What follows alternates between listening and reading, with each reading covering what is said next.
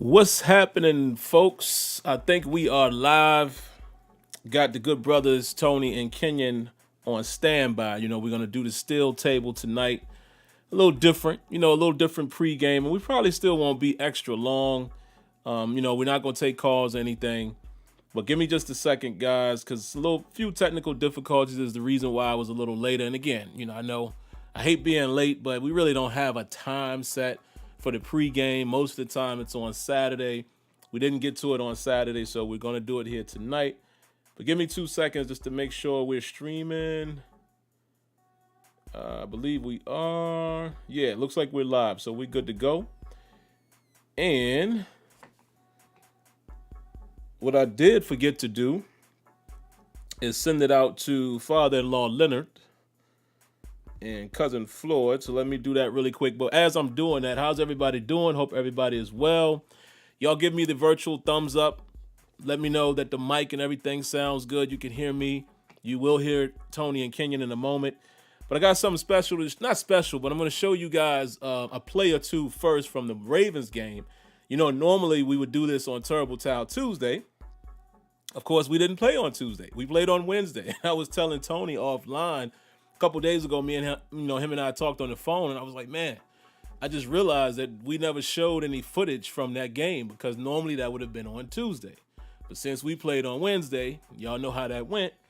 But I'm going to focus on two plays. We'll do that, and then we'll get Kenyon and Tony on, and we're basically just going to talk about, real briefly, we'll talk about the state of the Steelers, and we'll also talk about, what to expect against Washington, et cetera, et cetera. You guys said everything is good. All right, great. So 2 seconds, guys. And, I apologize to be doing this while you guys are watching, but let me just send this link really quick to father-in-law Leonard, cousin Floyd, and my good brother Jamar. And we'll show the plays, and then we'll bring the rest of the steel table on. You guys enjoy that, so I'm glad we're able to get to that tonight. All right, here we go. Boom. All right, let me do my hellos really quick. Then we'll do the play. And then after that, steel table time. First and foremost, man, first person that commented here, Steeler Nation 412, Vista Light, Jason Winningham, Bismo, Steeler Mike, Rajon 39, Y Diggy, D City. Hello, Miss Lanisha, how you doing this evening? Rich. Who else we got? That might be it. Zuami, M, Sun Moon 80, Rajon 39. Oh, did I say that already? But if I did, it's all good. Y Diggy, Charlie Brown, and that's it for now. Luis D, Alexis Black. Hello, Miss Debbie. How you doing? How you doing? She says, hello, everyone. Hope everyone got their fill of football games and Christmas movies. Yeah. One of my favorite Christmas movies, man, just because, I like all kinds of movies, but, I love comedies. And I grew up watching this movie, but National Lampoon's Christmas Vacation is one of my all-time favorites. I probably watch it 30 times during Christmas season. And my first time watching a piece of it was the other day, when he was going down the snow slide. And that's my movie right there. So I will definitely be diving into that. And Die Hard. Could y'all believe it? Die Hard is another movie that I always seem to watch around Christmas time. And I say it's a Christmas movie because it happened during Christmas time. But there you have it. But all right, man, let me show you guys the play so we can get to it with the discussion. Let's pull it up, and you guys let me know that y'all can see it. Because, sometimes my software is tripping, like right there. I just showed you YouTube. Let me get back to the right channel. Boom, I think y'all see it now. So y'all let me know that y'all are able to see Ravens Steelers. And in the meantime, while you guys are confirming that, let me find the play. We're going to just take a look at the pick six by Joe Hayden, and then we're going to also look at Joe Hayden giving up that touchdown, because it's very interesting stuff that happened there. So let me find the play. One moment.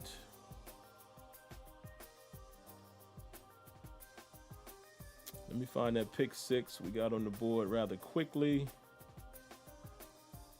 Where is it? Where is it? Where is it? Right here. And you guys confirm that you see it. Let me look back at the chat. Everything's good. All right, good. Trading places. Yeah. Yes. Valentine. Yes, definitely. That's another one of my joints, man. Who said that? Buddha Blaze, man. What you know about trading places? Yes, sir. That's one of those classics right there. No, from Sweden. All right, let's take a look at the play, man. Really quick. So Joe Hayden gets a pick six. We'll let it play out in regular speed. We'll show everybody how he got it. And then we're going to look further down the line at how he got beat. And we gave up a touchdown. Beautiful stuff right there, as you guys can see. All right, let's back it up, put it in slow-mo.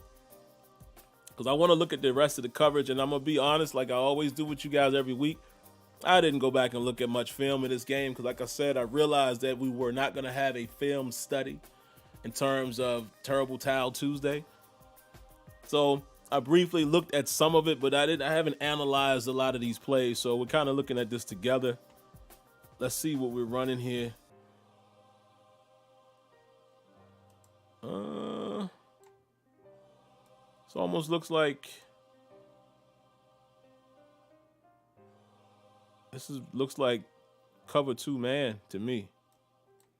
You guys correct me if I'm wrong. You know, it was a family here. So if you guys are seeing something different, looks like cover 2 man to me, man. Very basic. You know, you got, it turns into cover 2 man, even though you see that Minka is playing a little closer, right? To give the illusion that maybe he's going to rob or he's going to turn into a cover 3, 1 deep, and he robs underneath. But because he bails out. To me, it looks like it turns into cover 2 man. You even see Spillane go into man coverage. Everybody's playing man coverage. There's man on this side, obviously, with Joe Hayden. And you see, let's move it a little further. Right here, you got Avery Williamson. So I am going to go back and watch more of this film because he played more than I thought. I didn't really catch that while watching the game live, so I definitely want to see how he played. We're probably going to see a little bit more of him. But if you notice, this is Williamson and Spillane together, not Williamson and Williams. So that's an interesting thing that caught my eye as well. But as you can see, man, Joe Hayden is going to come off of his man really quick. I mentioned to Kenyon when we kind of talked about this in our group chat. I said, well, maybe we were running trap coverage, but I don't think this is that because it's man. This is man coverage, so I don't think this is a trap situation, obviously. But looks like Joe Hayden just baits him. Okay. Oh, man, what did I do? My bad, y'all. Me click fingers. I'm too fast right there. But it looks like Joe Hayden baits him. I'm going to slow it down again, man, when he hikes it. There we go. Comes off of his man. He's reading the eyes, and he takes a chance. RG3 never saw it. Bada boom, bada bing. We get 6 points. Notice I said 6. Because that is what you get when you get a touchdown. But then you get 7 when there's an extra point. We didn't get that. Boswell missed this extra point, if I remember correctly. So there you have it. All right. Outstanding. Okay. We all applauding and cheering on Joe Hayden. So let's move on to the fourth quarter, man. Because that's where it happened. And let me find the touchdown, the extremely long touchdown, 70-yarder. And let's see what the coverage is here.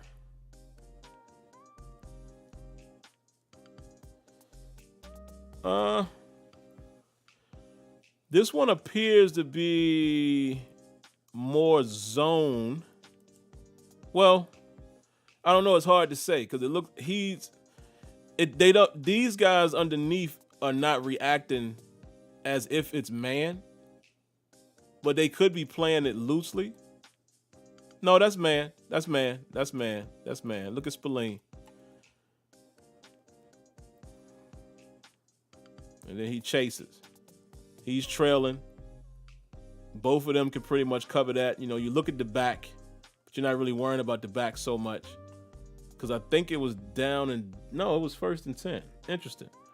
But anyway, look at what happens, guys. Let me back it up again. Let's illustrate.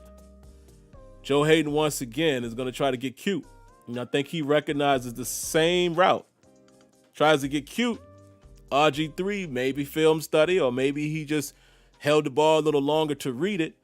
And this time he realizes that Joe Hayden is going to leave Hollywood Brown. Actually, that is not RG3. That's Trace McSorley. McSorley or whatever his name is. I don't know. I'm probably saying his name wrong. Trace? I don't know. But as you can see, Joe Hayden tries to jump the underneath. McSorley goes here. And Edmonds, as you can see, comes over kind of a bad angle. You know, he didn't square up to try to make the tackle, but he's off to the races. And then, you know, I saw people were criticizing Minkah Fitzpatrick. What you want Minkah to do in this situation?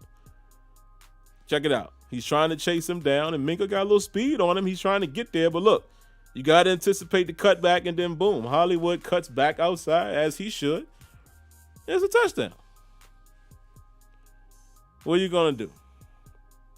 So, it wasn't so much blown coverage. That's all I wanted to showcase, you know, because, again, when you watch these things in real time, the average fan, you know, including all of us, but the average person watching the game is going to say, blown coverage, what happened? Who blew that? But we clearly see what's happening right here. Let's do it again, slow-mo.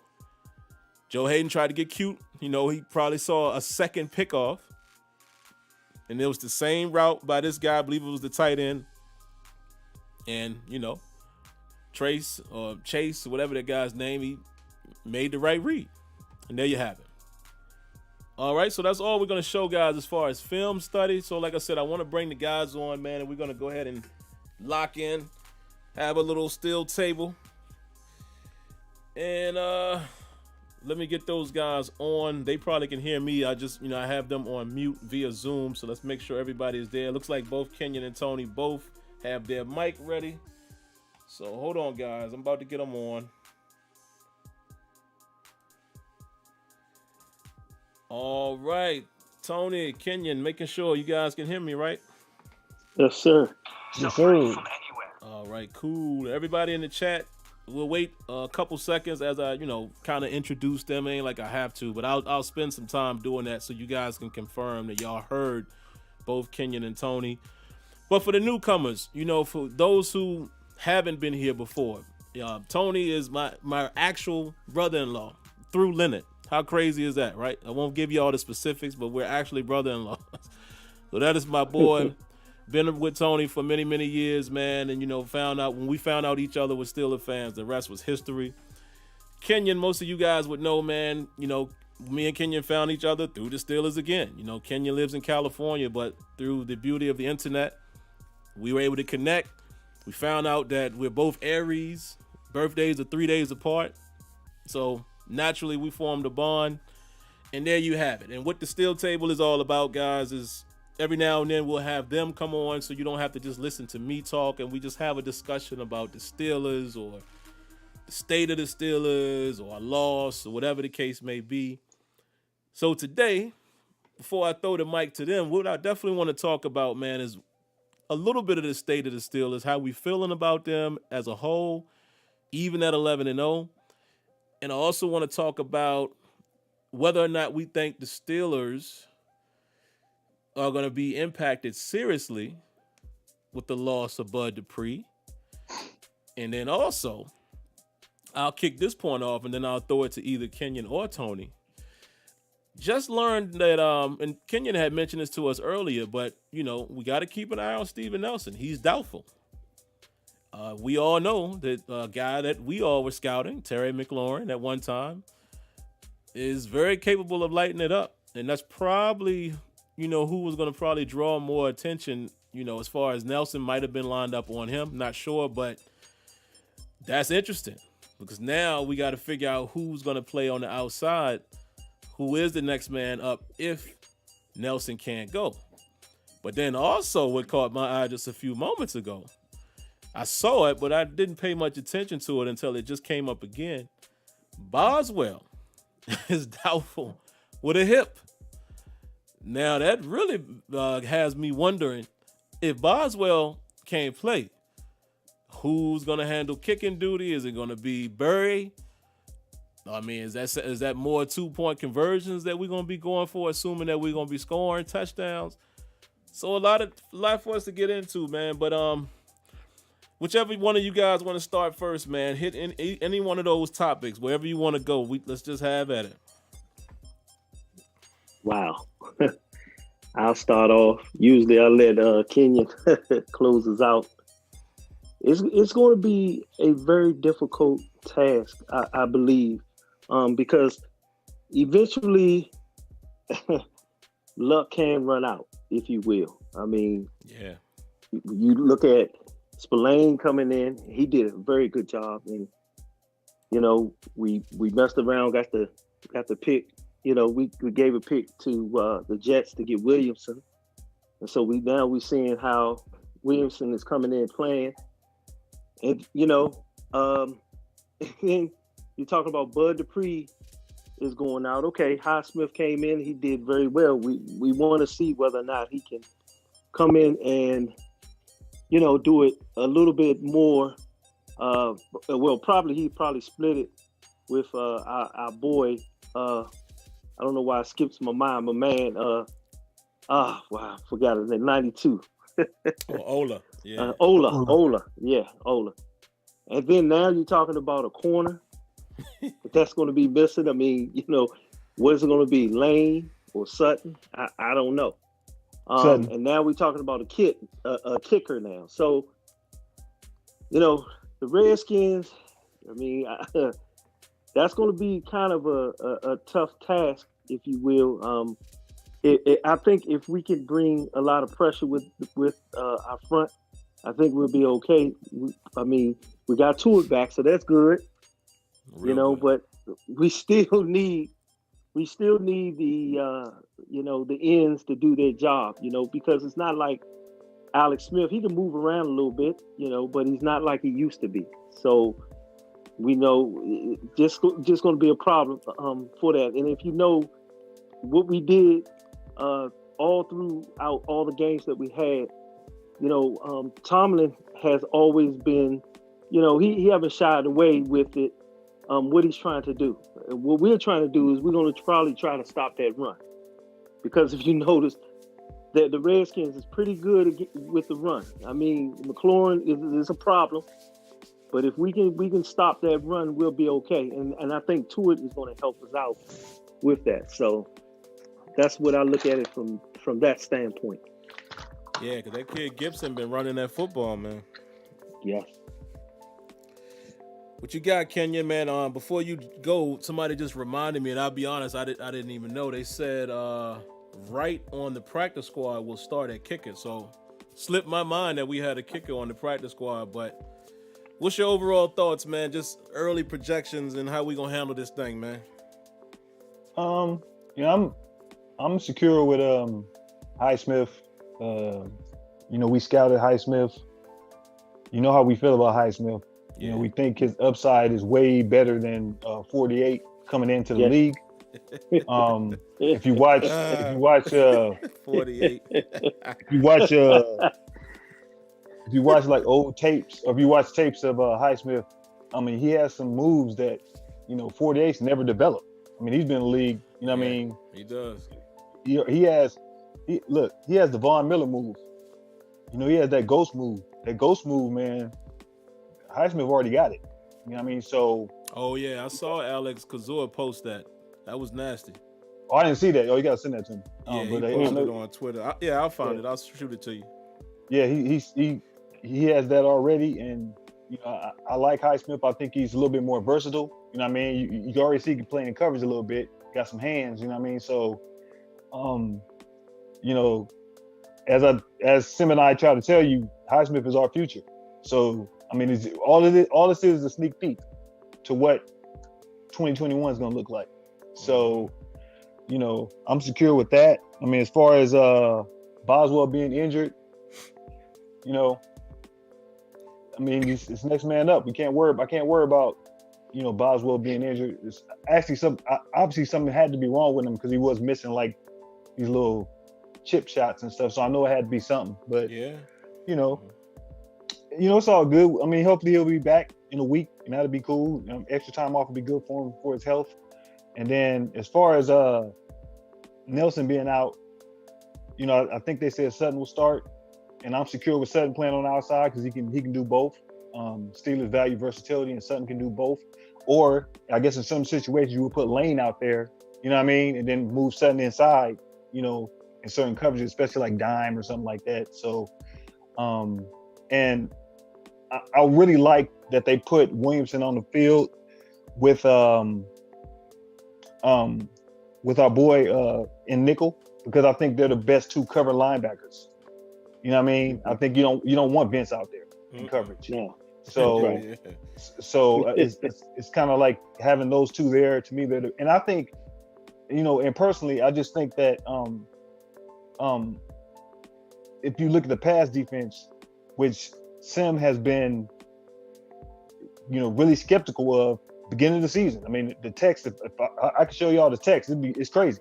So we just go back and forth. So it's if you remember, they were 20th in pass defense. Look, man, they top 3. Yeah. So obviously they did something, and which leads me to the thing I was going to bring up. I was just going to wait for SteelTable, but Keith Butler. I'm surprised I'm saying this. Keith Butler, you almost have to give him a little credit, because one thing that he's doing, and I don't know if people realize what he's doing, is he's playing zone. And I'm gonna tell you, Sim used to text me and Tony and be like, "Why are you running that defense on 3rd and 15? Yeah. Why do you keep running that zone? Why are you?" He lose it, but it's understandable. But you have to look at it this way: Keith Butler ran that defense, and that pass defense has improved every week to where they're top 3. Now think about it this way: why do you run zone so much? Because you may have to play somebody that you have to run zone against. Yeah. I'm not even gonna say the name of the team, but they're playing right now. So I'm just saying, you have to play zone to compete with them. And if you're gonna run that zone, you better master it to a point where when you see them later down the line, if you make it that far. So I'm cool with what Keith Butler did. I'm surprised he still had that in him, but that's him being underneath our former defensive coordinator. You know what I mean? And learning under him for so long that he still has that in his bag. And to me, that's called growth, especially with Mike Tomlin helping you, mastering that zone, being under Dungy. You know what I mean? So to me, I love the progression. If they weren't progressing, different discussion. But they're progressing. So I'm cool with it. I'm happy with it. As long as the pass rush gets there and that zone keeps playing the way it's playing. And sometimes they mix it. I like how they mix it. It's just, they're not just a man coverage team anymore. Now they try to mix in zones here and there. And I love that about it. So to me, the improvement to me is the most encouraging thing. So I have to give Keith Butler credit. I was the one was saying he need to be out. I said that 3 years ago. Yeah. So, for him to make the improvement, look, everybody, I can adapt. You understand what I'm saying? I'm open. When somebody start playing well, I give them their credit. They won't be called a number anymore. You know what I'm saying? But as I said before, he hasn't gotten to that time yet. And I don't even have to call him his name anymore, because he ain't gonna be on my team next year. So the way I look at it, I stuck to my guns. You know what I mean? I was true. I wasn't fake. You know what I'm saying? So I wasn't a fair weather, as I like to call some people. You know what I mean? And there's a lot of fair weathers out there. You are. But it's like it's kind of like, that's how I look at it. It's, you got to give him credit, son. We kind of can't rag on Keith anymore. We can rag on Fichtner, we can rag on other people, but you got to kind of give Keith some of his props, man. Because to go from 20 something to in the top 3, I think they're 1 right now, actually. So if they're 1, come on, man. Yo. Just saying. Gotta give him his credit, man. Yeah, I definitely agree with Kenyon. That's probably the logical choice as far as who's going to play. I hadn't heard that they said Cam Sutton already, but obviously I feel like that's who it would be. And then, Kenyon even pointed out earlier, might have been yesterday, that when we go into sub-package, dime or what have you, then they'll probably, we've already seen Lane out there. So they're probably going to, figure some situation out where Sutton either moves inside, maybe he replaces Hilton goes, and safety. We'll see. But more than likely it will be Sutton opposite Stephen Nelson. Well, I was about to say Stephen Nelson, opposite Joe Hayden. So it could be interesting, man, when we talk about the speed factor. Another thing that concerns me, and then I'll throw it back to Tony, as far as Washington. trying not to call him that name. Because you never know. Because I know Tony said it a few times. I was about to say it, but YouTube's so crazy, man. They might end up flagging that quote unquote Right. as a slur. You know what I mean? But Right. the scans. Let's just. I said it, but y'all know who we talking about. That front four, man. That front four is real on the defensive side. We haven't run the ball that well. You know, do I want Ben throwing the ball as much as he did against the Ravens? Absolutely not. Now, if it works, it works. You know, I'm going to be honest.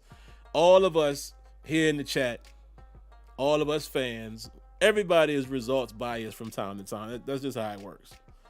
You know, if Ben throws the ball 60 times and we score 6 touchdowns, nobody's crying. We'll still mention it. But in theory, I don't want that because I don't think that's how we're going to win a playoff game or go far in the playoffs. I don't think we can drop Ben back like that. We're going to have to control the clock with a lot of these teams that we're going to face. But to bring it back to Washington, man, listen, man, you know, I'm sure they just saw the Giants beat Seattle and they realized that, you know, they got a race on their hands now for their division. So they're going to come in hungry. And we down, you know, a player or two that really is significant for us on the defensive side of the field. So I hope, I can't believe I'm saying this about a 4-7 team, but I really hope we can run the football and, you know, manage this clock. Because us having to play these games, I'm nervous about these 3 games in the 12-day span, you know, because of exactly what happened to Bud. In-game injuries and things like that, and we might be tired. So, you know, I'm a little concerned, man, with just the defense that because I think, if I'm not mistaken, they might be like a top, what are they, top 10 or top 5 defense, I think, something like that. No, they top 3. Yep. Yeah, so this ain't gonna be an easy game, I don't think. I think we'll win it, but again, that 11-0 to me is not a dominant 11-0. So I don't feel like we walk over any team. But what you think, Tony, man? You think am I worried a little too much about their defense, or are they legit enough for us to really, really have to worry a little bit? Well, I'm with you. I'm worried a little bit. I mean, it's the don't, what's the saying? Kenya said it on the chat today, any given Sunday. Yeah. Well, it's Monday, but any given Sunday. And I'm concerned. The only thing that gives me a little hope, one thing, if we can run the ball, which they struggle a little bit with the run, you can run on them. I'm not going to say that they struggle with the run, but you can run on them. But I think they number 2 against the pass. I think.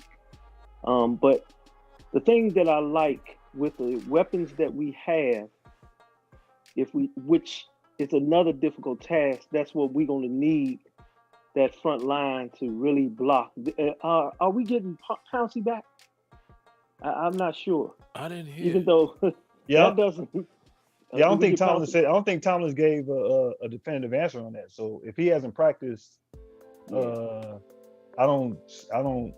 You know what? I would, in my mind, I would list him as doubtful, maybe questionable. Yeah, but you never know. But hold on, I have to pinch myself. Me asking about Pouncey. Hold on. Pouncey is. You guys know. Pouncey is your 48. Yeah, he's my 48. Yeah, he's 53 to me. He's 53 to me, okay?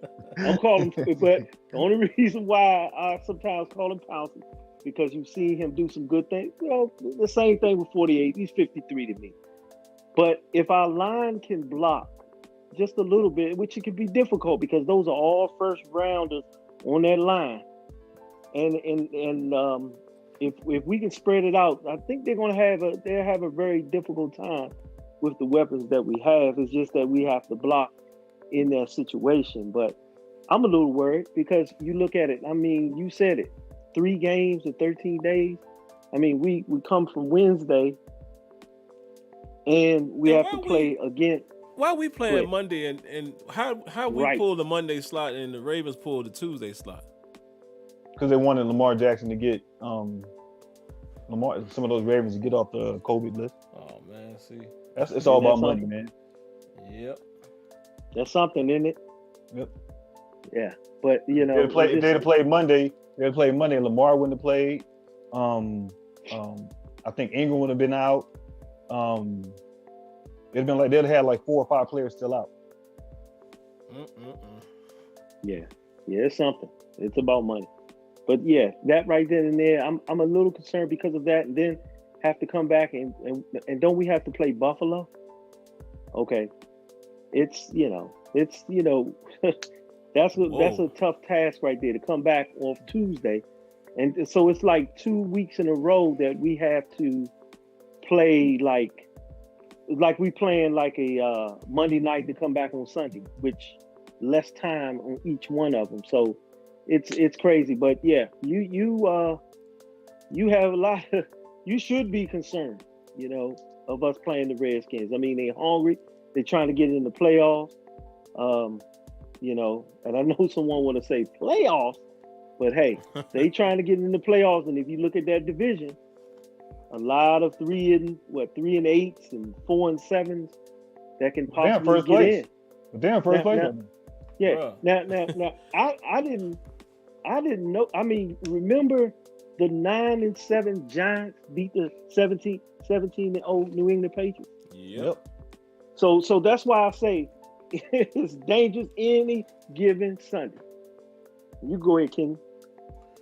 Oh, I mean, Washington is still, in the hunt for the division. I mean, it's the weakest division in the NFL, but they're still in the hunt, and they've been playing well, and they look very impressive against the Cowboys. That running back is a stud, on his way to being a lotto stud. But he's only a rookie, so it's just goes to show you can get a running back in the 4th round and then become a starter in the stud that quick. You know what I mean? It's what me and Sim always. I don't place value on running backs like that because you can always find one. You know what I mean? So that kid is good. Their defense is ferocious. Rivera has that defensive line looking like the old school Carolina line he had back in Carolina. The kid out of Ohio State, their number 1 pick. Next year, it's going to be a different discussion because he's going to be dominating even more. I look at that team and I say, Steelers have to be on their P's and Q's. The benefit of that game we played last Wednesday was that they were so pissed off of how they played. To me, that was the best thing that ever happened to them because it was almost like, look, you guys are winning games, but you're not playing to your potential. You know what I mean? And to be honest with you, I'm trying to think of a game where they played all 3 phases of the game and they just played well. I'm trying to think of what game that was that this year. I'm like being honest. I'm just being honest with myself. Like, which game did they play? All 3 phases of the game. Because one game will be they couldn't run. Was it the first one? Yeah, it might have been. Yeah, it might have been the Giants game. Yeah. And so it's one of. I mean, they've kind of gotten away from the run. Somebody in the chat said, "Does Matt Canada give you credit?" I'm like, he did, but they went away from that. They don't do it. So the stuff that Matt Canada brought to the offense, as I said before, Ben likes running spread. That RPO stuff that Matt Canada runs with Maryland that works so well, Ben hasn't really fully adapted to it. They run it sometimes, but if it doesn't work, they abandon it. And then Ben goes into, I'm calling the plays, everybody spread out. That's been the last 3 weeks.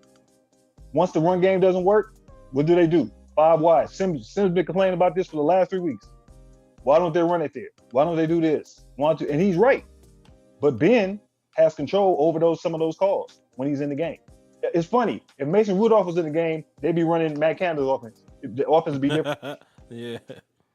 So it's just an interesting thing. It's like, and Ben said it in the interview. He said, I don't care about how we run. I just want to win the game. So in Ben's mind, to him, the running game, yeah, we need it. But to him, it's not like it's not a must. Sim is correct that when you get to this part of the year and it gets cold and you need to run the ball, it's a beautiful thing. Look, I would love to have a running game like Cleveland. You know what I mean? I would love to have that. But our offensive line, to be honest, has not played well in the run game this year. It's funny. They're like Jekyll and Hyde. In the pass game, they're great.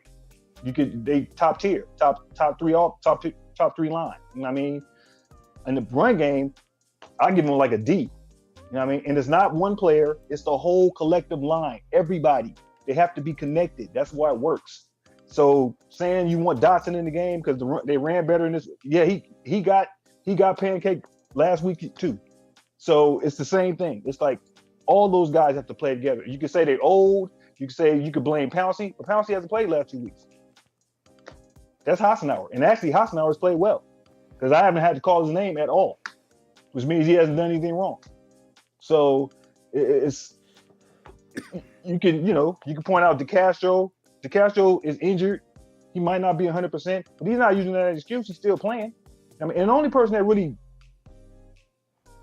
cooks DeCastro on a consistent basis is the Philly lineman. He just kills DeCastro. That's like a bad matchup. Yeah, it's not good. Give him problems. Fletcher Cox uses him like a little towel. Like, come on, man, what? You know what I mean? So to me, it's the collective line that they have to get back to doing what they're doing. It's not putting this person in or whatever. If they run those formations, and then it's a collective. It's the line and it's the backs. So you can't say, well, James Conner is not doing this. James Conner does have a thing about tiptoeing that he kind of got from Le'Veon Bell, except he's not Le'Veon Bell, so he can't do that. You know what I mean? That wait and see what I can get. You know what I mean? Whereas like Benny Snell knows what he is. I'm a one-cut running back. I'm not trying to be pretty. I'm trying to one-cut and get yards. And that's what you love about Benny Snell.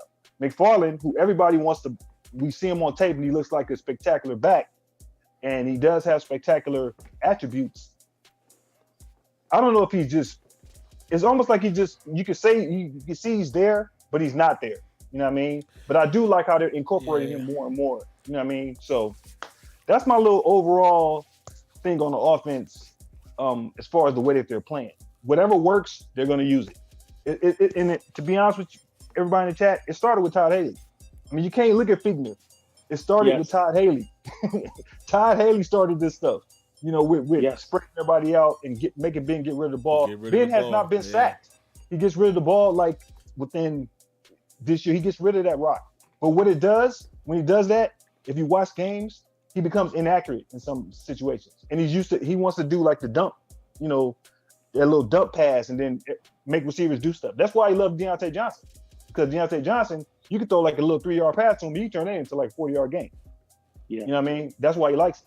So the offense to me, I'm not worried. I just want them to start to move a little bit and peak. And these 3 games in 12 days, it puts stress on that. You know what I mean? And but I give props to Juju. Juju's been balling. Yeah. I give props to Claypool. Claypool's been a great rookie. I give props to James Washington. And people say he should get more snaps, but who are you taking off the field? Yeah. Good question. You have to look at it like that. You can't look at who you want in the game. You have to look at how do they get in the game. It's just a real conversation you got to have with yourself. So, hey, Kenyon, real quick, yes. Didn't they show a stat about Ben, like the quickest in the league? Yep. He has the quickest release in the league. Now think about that. You have Patrick Mahomes in the league, you have A-Rod in the league, and he has the quickest release. He's getting rid of it. The one thing I will say, at least they're not throwing that screen that we all used to hate. Oh man, right. They're not throwing it like that, like they used to. They used to throw that like every second series. You know what I mean? You get a screen. So, I mean, I look at it, fellas, and I would just ask both of you. My concerns with the offense are more consistency, not what's missing or what they're not doing. Just to be consistent in the red zone and to be able to cash in on mistakes that they always get from the defense when the defense helps them. So my question to you guys would be, what is your concern level of the offense in week 13. So in week 13, I'm not as concerned. I think that was the best thing that happened to him against the Ravens by playing that way and dropping balls and not executing. It was the best thing that ever happened because everybody dropped the ball. You know what I mean? And, as I told you guys in the chat, Deontay Johnson is like, excuse me, ladies, like that fine girl that you take out to dinner and you can't get a kiss or a hug. You can't even get a handshake. You know what I'm saying? Like, he's like the perfect tease. He's like the perfect tease. She give you the booty out hug. Good night. Good night. Like, what's wrong with your back? Oh man. You know what I mean? So, for me, it's just, I guess that would be my question. I don't have that same concern, but I understand people's frustration. That's the best way I can put it. I understand you guys' frustration with the offense sometimes because I get frustrated. I'm human. But, I try to always look at the big picture and it's, but I have my moments. And that offense last week, they were just dropping balls. So it's Ebron dropped one. So you can't blame one person. You can't say, well, Ebron, if he would have dropped this. No, because Deontay Johnson dropped 3.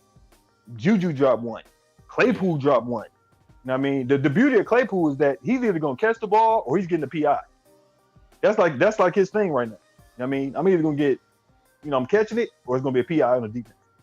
He's the number 1 receiver in the league for getting PIs. You know what I'm saying? Now, if he could catch all those balls, to me, that's his next step. When he starts yakking those, oh my God. The discussion becomes different after that. You know what I mean? So right now, he's primary. Right now, he's rookie, primary, just stud. He gets no lotto. He's not there. Right. But that would be my question to you. How do you guys feel about the state of the offense? That's an interesting one, man. Yeah. Really quick before I answer it, we always interrupt whenever we have a donation. So shout outs to Rough House Boxing. He says this will be the bounce back game. Tomlin's call out will work. He fleeced on. Yeah, I gotta get close to the screen here. I'm so far away from my monitor. Wait a minute, it just moved on me. He meant to say flex. Oh, flex. Okay. Yeah, he flexed on them on the national media platform. Just imagine the jabs he's giving them around the facility. See them playing pissed off. I agree with that. I think it's going to work, man. Tomlin, everybody says it. It's funny. He does it every Tuesday anyway. Like, he has a way of calling out players. But this time, like, he went in on them. My man said junior varsity. And then he said, it's very simple, sucking. We suck. I was like, yo, Tomlin went in. But offensively, man, I'm not concerned. I think it's just part of my steal away is kicking in. Like, I want to see us be able to run the football and kill some clock. And, we did it a little bit early in the season. I mean, I think it was a series of maybe 3 to 4 straight games where we had a 100-yard rusher. I just want to see that return because I feel like as much as Ben has been able to carve people up, I feel like it could run out at some point. You don't want to just rely on that. So I wish that we did have a steady run game. But I won't say that I'm overly concerned because even when you look at the defenses that we're facing, I mean, we were able to hold off the Ravens. I know they were down some defenders, but, again, what about week 8? Everybody always try to clown us for this last win. I'm like, yeah, okay, well, we went to Baltimore, and y'all pretty much had everybody, and we won that game. Mm-hmm. Other than that, I'm not going to say I'm overly concerned. I just want to, hopefully we can get a little more of a mix going. And I honestly, man, I like James Conner a lot. Y'all know I've been, campaigning for him this year when he's healthy. But there's something about Benny Snell and his demeanor. Benny Snell, to me, I think, is going to be a more consistent James Conner. For some reason, I feel that way. As far as McFarland reminds me of that kid Like, remember that kid? We all seen him when we was in Pop Warner. That he just had moves. So every time he getting somebody, he shaking and baking. I'm like, yo, man, Right. just run. Right. Just take one move, and it seemed like he kind of has it. And I don't know this to be fact, but it kind of seems like he hasn't settled into the NFL game yet.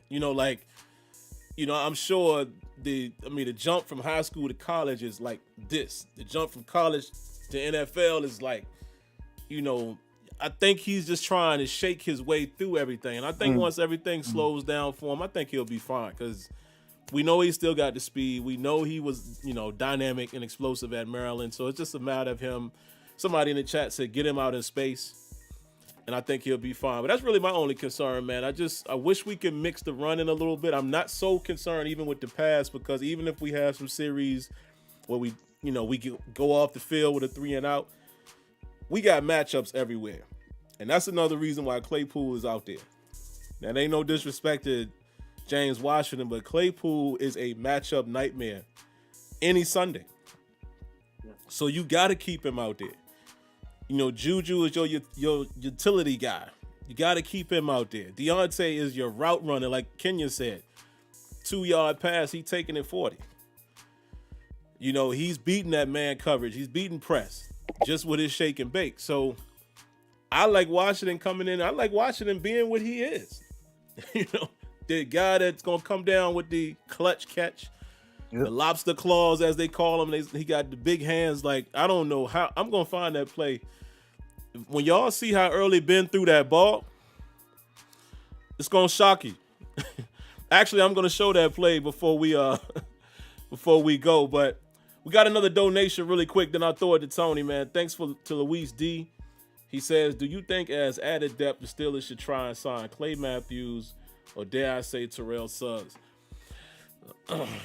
It comes down to how Highsmith and Ola's rotation works. The reason why I say that, man, is, a 3-man rotation should be okay. But what I am a little concerned with is what if somebody else gets banged up? So it might be a good idea to at least get some guys on the phone and say, hey, stay ready. We might need you. I know James Harrison, teased that he was in contact with us. He was with, the doctor, what have you, and it made it seem like maybe he was getting a physical. I don't know. But it all depends on how they play, man. That's my bottom line. Because if the rotation is working, maybe you take a chance with just 3, and then if you have to bring somebody in. But I don't think right now you rush out and get one of those guys. I don't know how much better they are at this stage of their career, but I don't know. That's a good question, though. But thanks for the donation as well. But what you think, Tony, man? Answer Kenya's question. What's your biggest concern? Wait, Tony, before you do that, Tony, let me answer the question that the donator asked you. No and no. No and no. That's how I feel about that. No and no for both of them. We don't need. Look, we got 3 linebackers. They have to rotate. We have 3 linebackers that have to rotate. Highsmith will be fine. Sim, thanks for sending me that. I just watched it. That move, that's what I'm talking about. Mm-hmm. Matter of fact, Sim, if you could you show that play just to show them why he's different. If you could pull that up. Yes, that's what Highsmith. I'm telling you, Highsmith is good. He's really good. So I just wanted to speak on that. My bad, Tony. I said that. Oh no. That's right. That's exactly right. If you see, one thing you just can't be just a fan. Like if you listen to the 3 of us, it goes beyond us being fans. We've been looking at the team for a while. We studied the patterns of the team. And a lot of times, if you look at us, they don't go out and get guys that's over 30 a lot. They want young guys. They already have a nice rotation already. Let me ask you a quick question. Do we still have, what's my man named Tuzar? No. Or does he play middle? No, he got cut. Yeah.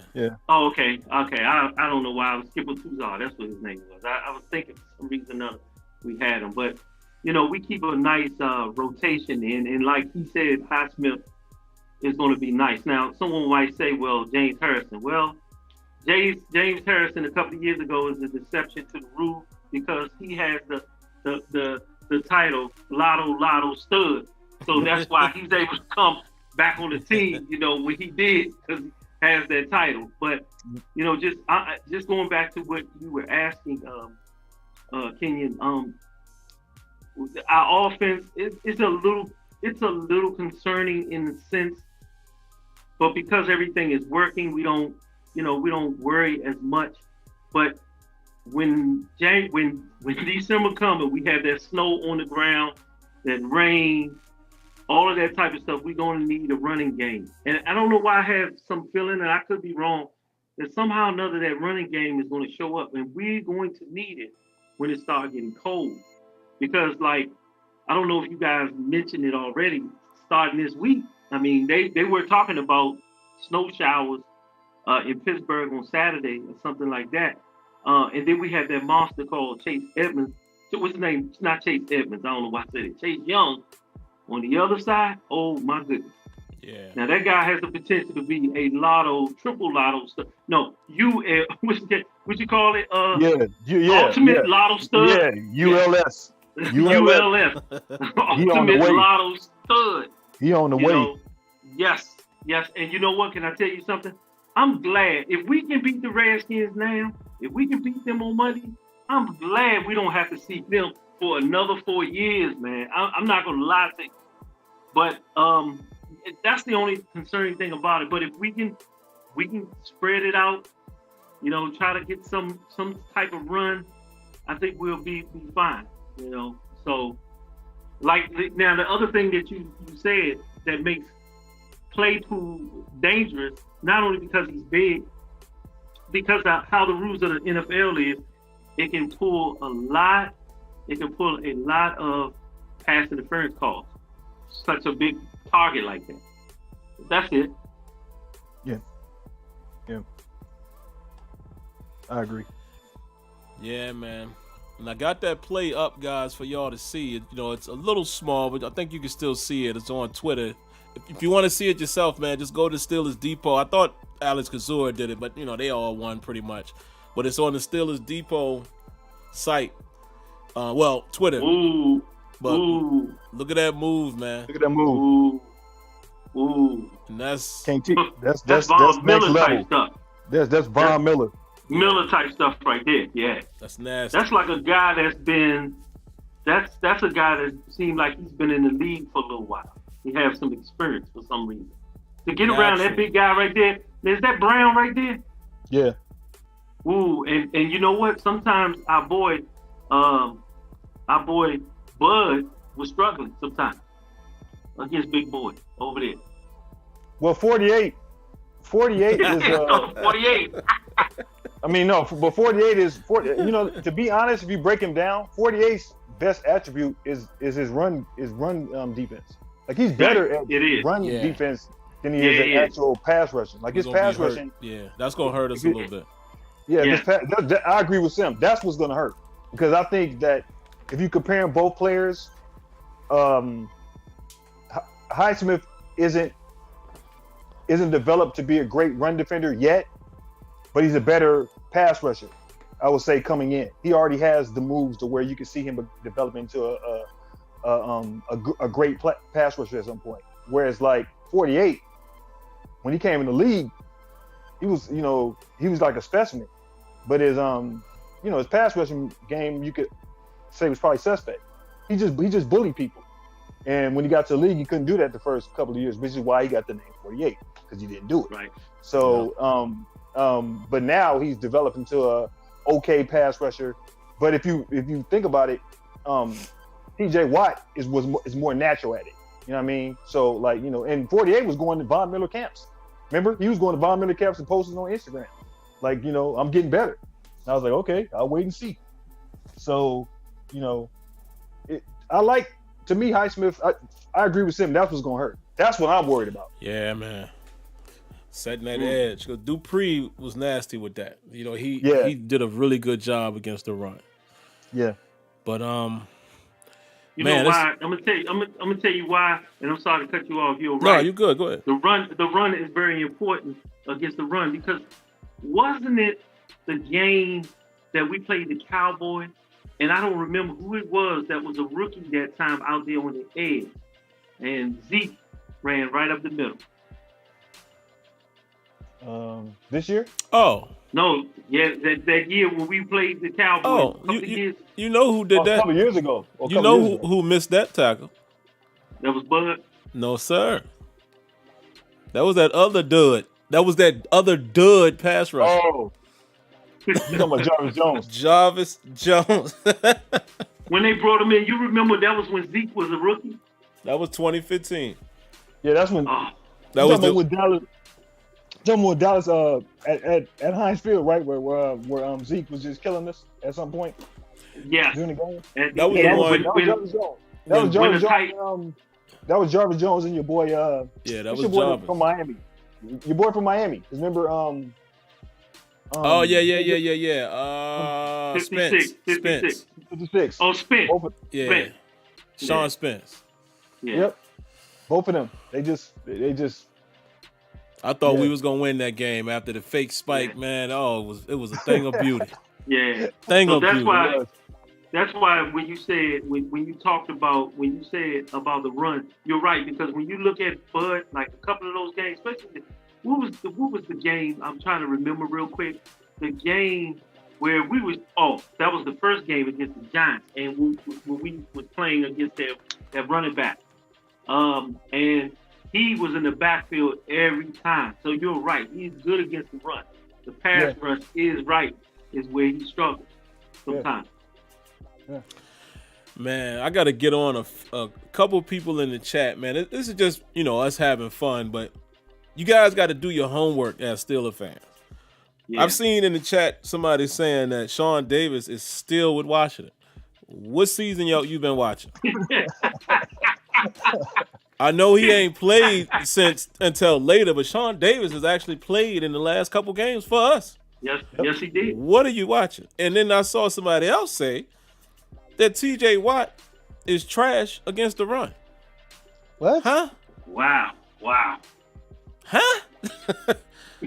I mean, I'm not going to say he's perfect, but how many times have we seen him crash down and get a tackle for loss? Or he did it the other day. He just did it. And that was a huge conversion. Like, that was a huge stop at that moment on third down. I don't know. I'm just saying, listen, I know everybody don't watch the game as, attentively as everyone else, but I'm just saying some stuff, you should be ashamed if you don't know your roster. Things like that is unacceptable. I'm sorry. I just got to get on you about that. But I would have to agree with that, because I just think it's a mockery. It's like, come on, man. Come on. It's like you can't say stuff just to say stuff. And using the word everybody trying to use the word trash. Like, everybody's not trash because they're doing what you can't do. So unless you're doing what they're doing, they're not trash. You know what I mean? So it's the reality of the situation is that TJ Watt is great against the run. 48, that's his specialty. TJ Watt is more complete. 48 doesn't do that. Doesn't do it like that. You know what I mean? Yeah. James Harrison was complete. He could do both. Man, he was great against the run, and he could rush. You know what I mean? Joey Porter was great against both. But Joey Porter wasn't excellent against the run. He was just good. You know what I mean? So, TJ Watt is after this season. No, after this season, he's ULS. Yeah. After this year, he's ULS. So if you want to get your shots in with TJ right now, go on ahead. I embrace it. You know what I mean? But he will be ULS next year, and you can't argue it anymore. It's not a debate. You know what I mean? So, it's just, everybody just, chill out, man. We just know your stuff, man. If you don't know your stuff, you make it difficult for us you can't interact, because it's an emotional conversation. I'm not trying to be emotional. I'm trying to be practical. So, well, shoot, man. Last question of the night. I'll actually answer it first, then I'll let Kenyon and Tony close it. Let's see. Do you guys think the Pittsburgh Steelers at this very moment at 11-0 with a peaking Cleveland Browns team, interesting, Ooh. Are we a Super Bowl contender? Like, really? I'm not sure. As I watched this game here tonight, I would like to point out that when I looked about 10 to 15 minutes ago, Melvin Gordon, Yeah. 6 carries for 83 yards. So that's very encouraging to see. We all know Kansas City's defense isn't great, but also I see that they only have 6 points. Yep. With 30-something seconds left in the first half. So they're not unbeatable. But I think we are a solid team because we have overcome some situations this year. And again, people want to say, oh, the schedule is easy, whatever. Not many teams go 11-0. And like I said, every single season, there's a few teams that has an easy schedule. That's how it works. So I don't want to hear Seattle. Tell that to Seattle. Schedule. Yeah. You know, I don't understand why we get so much criticism for winning. Like, it's the craziest thing I've seen. Now, I will agree, we don't look like a juggernaut. I'm not even sure we are a Super Bowl team yet. And the reason why I say yet is because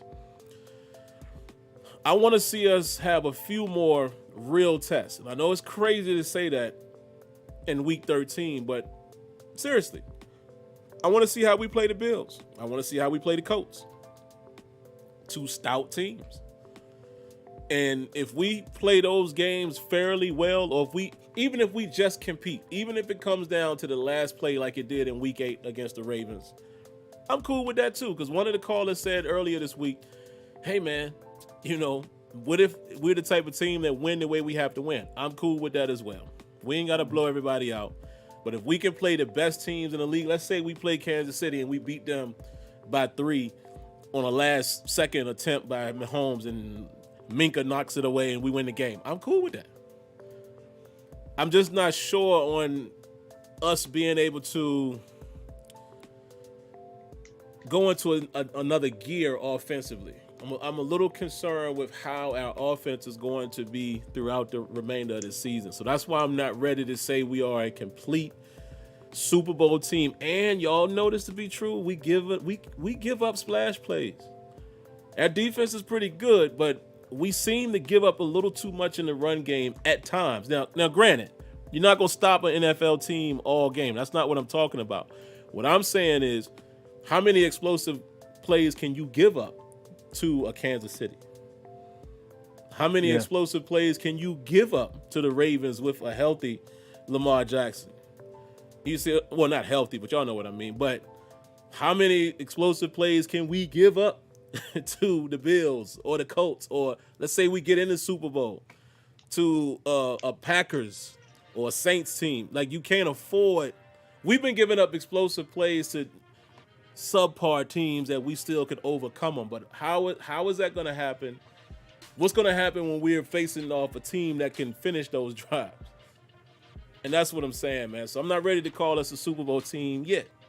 Do I think we could get there? It's possible. We playing good football, but I don't have the comfort of thinking that we're going to march through the playoffs and bully our way through it and get to the Super Bowl.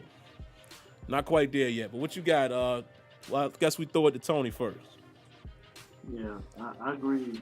I agree with a lot of what you said. I'm a little worried, but each week, you know, we somehow or another pull it through. You wonder how long that's going to last, you know, when we have to play. But it seems to me, you know, that when we play teams like the Redskins, we get a scare. But it seems like when we come to play, you know, those other teams that, you know, that can really ball like that, that's pretty good, we tend to, you know, we kind of level it up, you know, we come to play. So, you know, I'm hoping that Tomlin get the boys going this week. I mean, just by what he was talking about.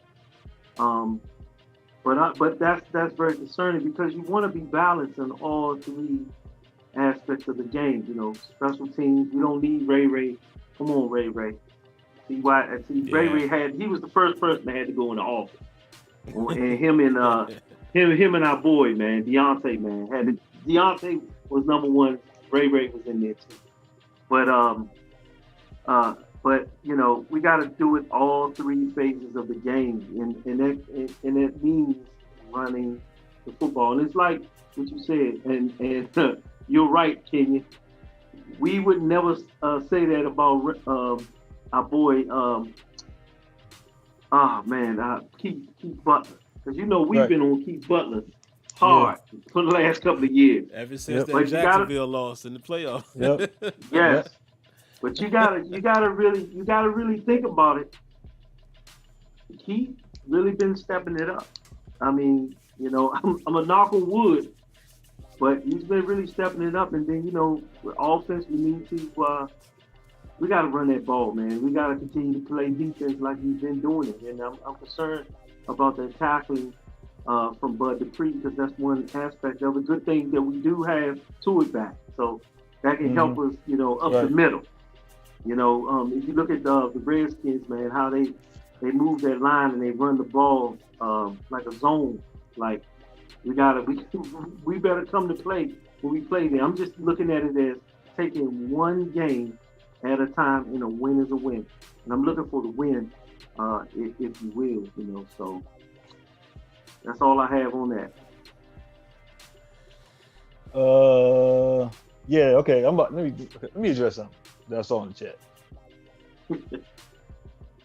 I don't want to do this. I don't like to do this. Sim is such a great. I'm glad I met Sim. He's such a great person, especially that he's younger than me. He's just a great person. Yeah. But I can be the heavy in this situation. I don't have that same strain. I don't care. I care less. Right. So, look, build his life. You said every time the Steelers got gashed in the run, it was on 90 side.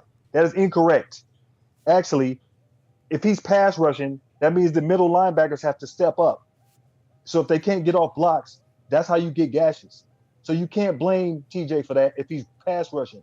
That is called draws, waiting for him to get by you and then running through it. That's not his fault. His job was to pass rush. So you can't blame TJ for that. I'm just saying, man, just watch the game. Please, just watch the game. That's all I'm saying. Now, to what I think about the Steelers Super Bowl, they have a Super Bowl defense. Yeah. Even with the injuries, they have a Super Bowl defense. Offensively, I'm skeptical. I'm not worried. I'm just skeptical. You know what I mean? If they were consistent with it, I would be cool with it. If they were consistent with it, like scoring, I would be cool with it. But inconsistency comes with that offense, because I think it's a timing offense now. If you watch them play, you understand what I mean? Like, Ben has to get the ball out in 2 seconds. You know what I mean? The receivers have to be out of their route. You know what I mean? It has to be fast now. So It's a timing route. It's a timing offense. I'm not worried about their offense like that. It's kind of like I'm just waiting for them to explode. And here's the funny thing. I can't say that they're not a Super Bowl contender because they beat everybody on their schedule. So that's my point. Like, you can't say, if people say they didn't play anybody, okay, so the Giants would be considered a team that's nobody. They just beat Seattle today. Yep. Any given Sunday, anybody can get beat, man. Anybody. The Jets should have won today if they wanted to play man on the last play of the game. Lord, you know what I mean? Which is the worst defensive call ever seen. All out blitz. All out blitz on a 4th and whatever, and play man against Henry Ruggs, who runs a 4.2 40, man to man. Are you serious? So, anybody can get beat any given Sunday. Look, the Steelers have met every test that they've played this year. They played the Titans in Tennessee. They beat them. You know what I mean? They played Cleveland. They waxed them. They waxed Cleveland. You didn't even talk about that. That game wasn't close. They beat the Ravens on the road. They were fully loaded, except for Ingram. They had their whole squad. Beat them. And we lost. We didn't even have Devin Bush and won that game. So they beaten everybody they had to play. If they win close, so be it. Maybe that's their story. Maybe their story is that every game is going to be close. And where it helps you is that when you get in those games in the playoffs, you're not nervous. You're used to it. You done been through it a lot. You know what I mean? So I'm not worried about. They are a Super Bowl contender. You can't say they're not because of their record and they've beaten everybody they played.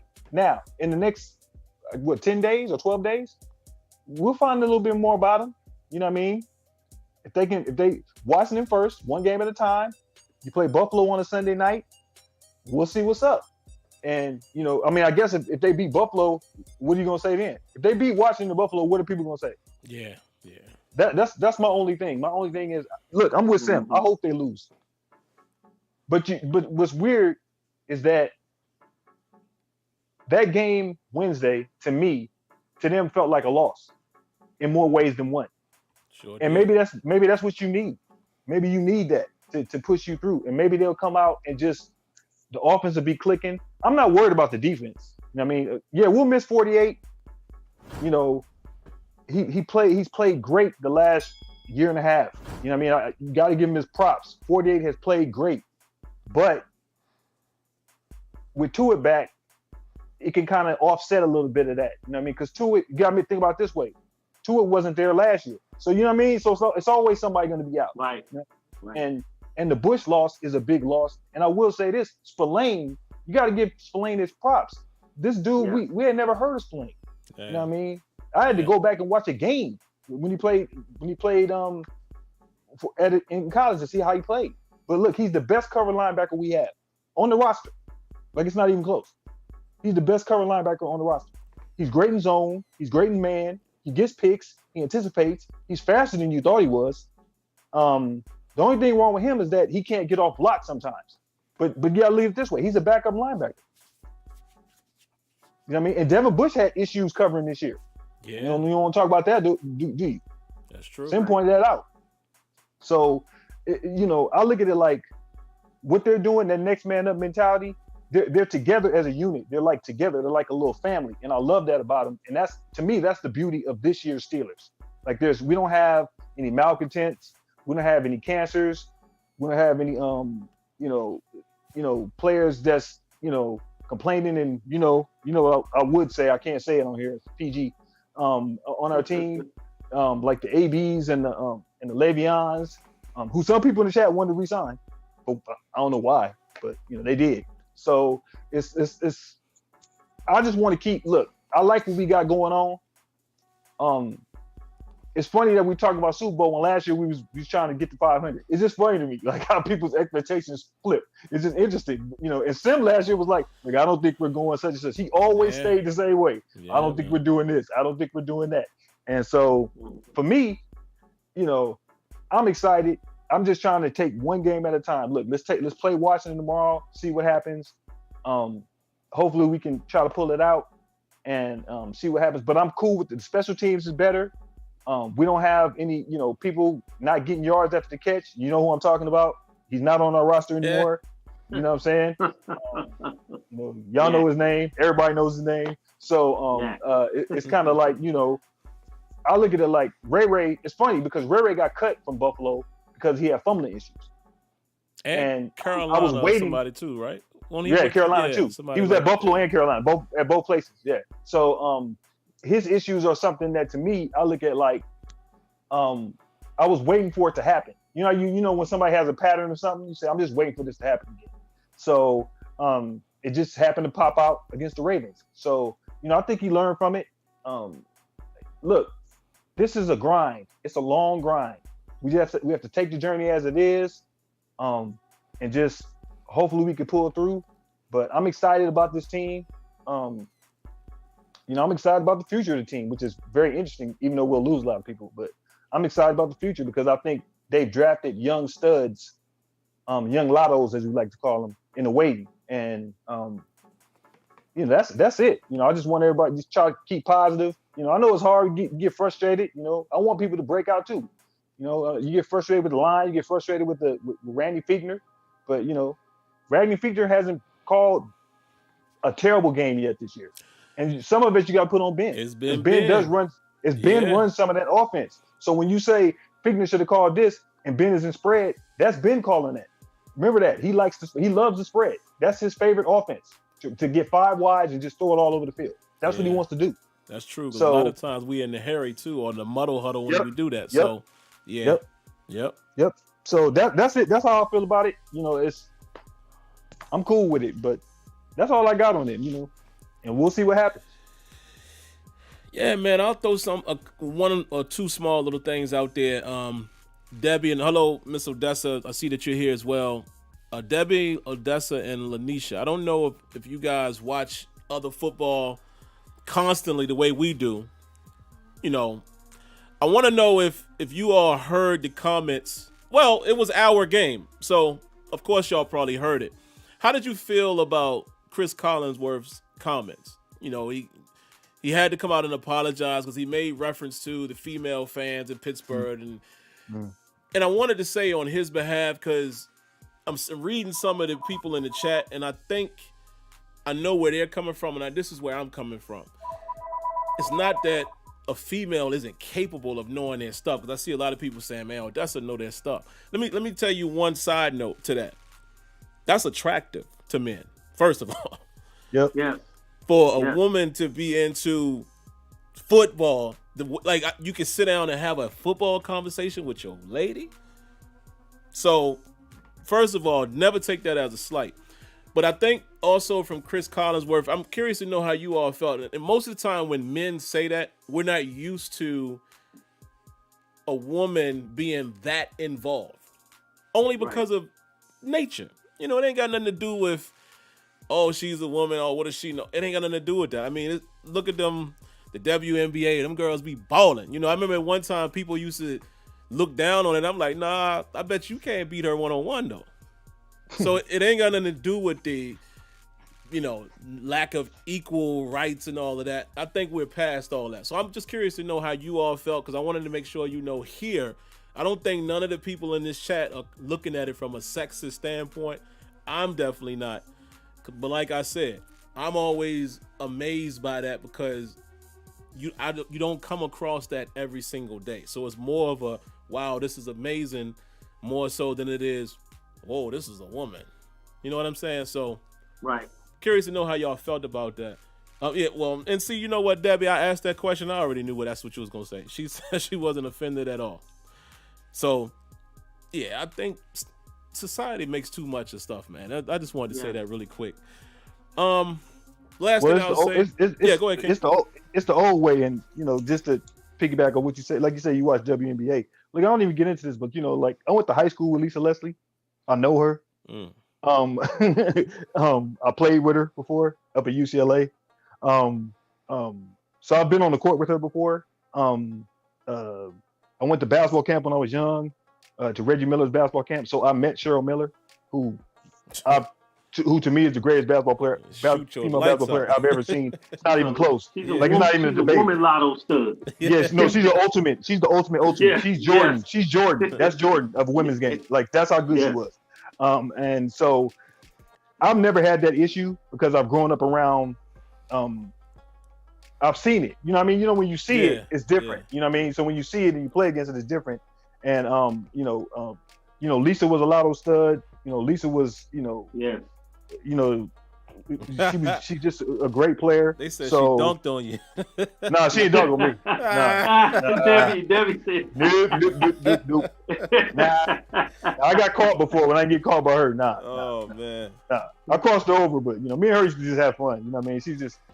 I just liked her will. Lisa had competitive will. I love that about her. You know what I mean? We're from the same neighborhood. We're both from Inglewood, California. We're both from the same neighborhood. So, like a lot of basketball players come out of Inglewood. You know what I mean? You know, Paul Pierce, Harold Miner. You know what I mean? Reggie Theus. You know what I mean? So we have like a history. You know what I mean? So it's kind of like it's. But I'm just saying, there's some girls out there that will clown you on the basketball court. You think you can guard them? They will clown you. Yeah, and I know some. I got a niece that's 16 years old, and y'all want no parts of it. I'm telling you right now. She's 6'2" with a Jordan fadeaway. Look at Le'Veon already off out there. So, I mean, that's all. I mean, women are. It's all about equal. It's all If we all gonna be equal, then we all have to have the same thing. I want everything to be equal. So when bad things happen, you can't say, well, that's a man thing. No, it's everybody. You know what I mean? Right. So we just want all that stuff to go away. But there are people that don't want it to go away. Henceforth, look at the last 4 years. That's all I gotta say. There's a lot of people want to go back to the old days. That's just real talk. Yeah. So, you know. It was strange, man, when I saw that the apology, and I was like, huh? I didn't. Right. Yeah. And it just made me think, you know, I'm pretty sure these ladies here in the chat didn't, you know, I already knew that because of their demeanor and how they come off, but I just wanted to make sure we did our part in saying, if by any chance anybody ever felt that way, y'all know it ain't like that. But other than that, man, I'm going to end it by saying, after listening to what Kenya said, you know what? He's absolutely right. Yeah. We've beat everybody. And just off of sheer numbers, how are we not a Super Bowl contender? You know, so I think I'm being a little harsh on us. But again, I want to see how we fare against the other teams in the AFC that probably has a shot. Clearly the Kansas City, not clearly Colts, but the Colts and the Bills are looking like teams that they probably gonna be there at the playoffs, but when we all get there, anybody has a shot. So I just want to see how we play those teams, because in all honesty, outside of offense, I think the Bills and the Colts are a tougher, from top to bottom, those are tougher games than I think the Chiefs. Yeah. The Chiefs defense, I mean, you know how we feel about our defense at times when they give up points? Right. The Chiefs way worse than that. They just can, you know what I'm saying? They could just overcompensate with their offense. But I think the Bills would be the time for us to really look at that and say, okay, even if we lost one of these, 2 or 3 of these games, the crazy thing is, I mean, at worst we could be 11-5, and that's crazy in itself. So, you know, I'm curious to see how we play. And again, a loss could be good, or like the game on Wednesday could have been good. It felt like a loss. It might inspire us. So that's all, man. I appreciate everybody tuning in. We got a lot of viewers tonight. I didn't know you guys was going to show up, but I guess anytime we talking Steelers, y'all come out to play. So I will give Tony and Kenyon both an opportunity to say any last words if you have any. On you, Tony. Yeah. Oh, okay. Yeah. Look, let's just take one game at a time. You know, just take one game at a time. You know, let's not get too, up on the team or too down on the team. You know, because it's any given Sunday, anything can happen. You're looking at the Denver game now. It's like what 10-9, so they let you know that, you know, divisional games are tough. So a lot of times when we play the Ravens, we should blow them out. See, come on. I mean, divisional games play tough. When they play the Raiders, they play tough. So any given Sunday, any given game, you know, we can play someone like last year. You look at the Buffalo Bills. They barely beat us with, you know, and we had a backup quarterback. So I mean, anything can happen. We can only speculate. All we need to do is just go in and just do our job.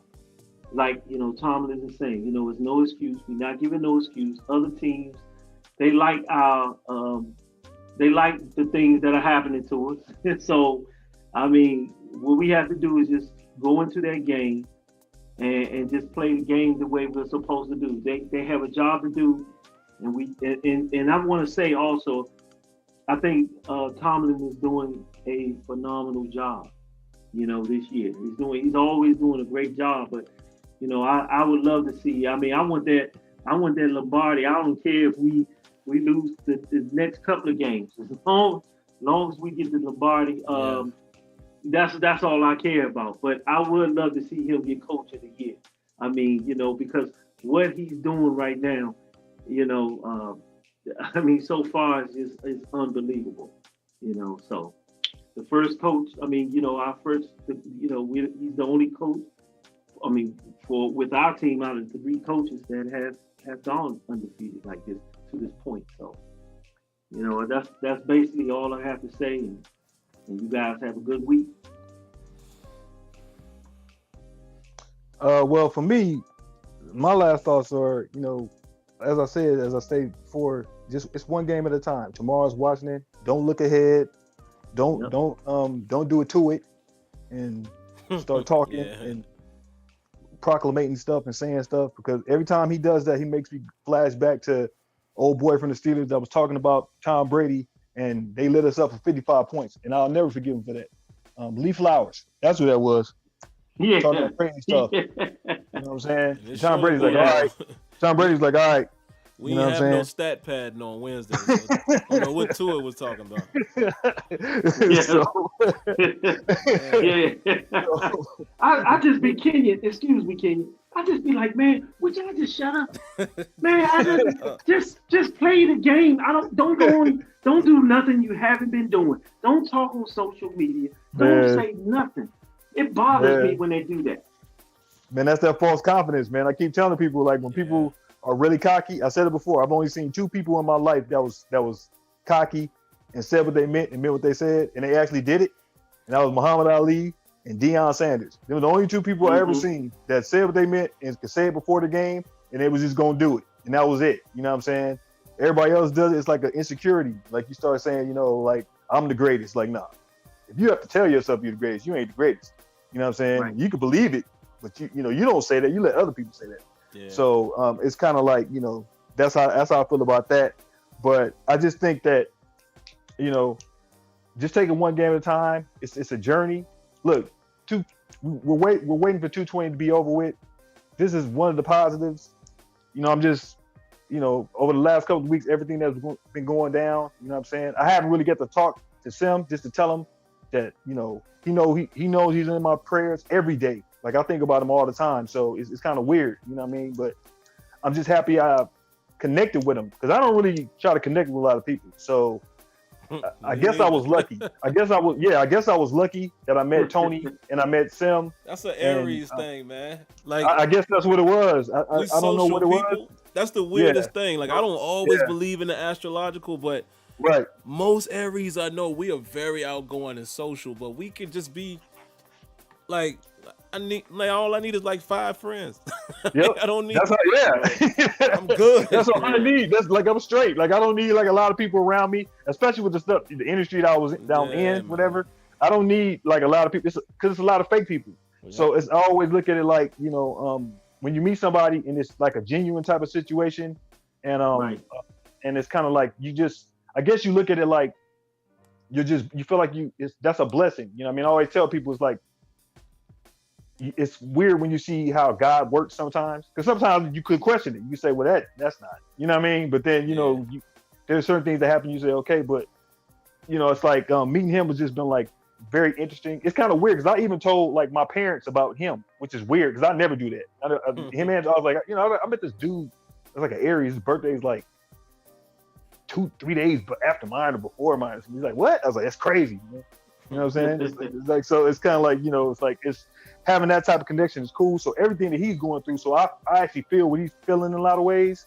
So it's kind of like, he knows I got his back on the West Coast, which is, he got a West Coast brother now. He got a kid in LA as a, you know, West Coast brother. He's straight. You know what I mean? So, you know, I'm just happy that I met him.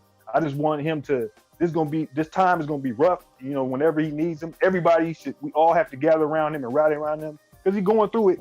And him doing these shows, it's tough, man. It shows a lot. It just shows a lot of strength. You know what I'm saying? And to me, that's strength to me. That's grown man strength. That's growing up. You know what I mean? I mean, he has a family. So, you know, he knows how I feel. You know what I mean? Tony knows how I feel. And me and Tony disagree on stuff all the time. And I think it's great, because I think disagreement is healthy. You know what I'm saying? Yeah. So, you know, if you agree with somebody all the time, that's not a relationship. Right. You know what I'm saying? That's a yes man. Right. You know what I'm saying? That's right. You know, that's the Flavor Flav. You know what I mean? A hype guy. Right. You know what I'm saying? You great. You dope. No.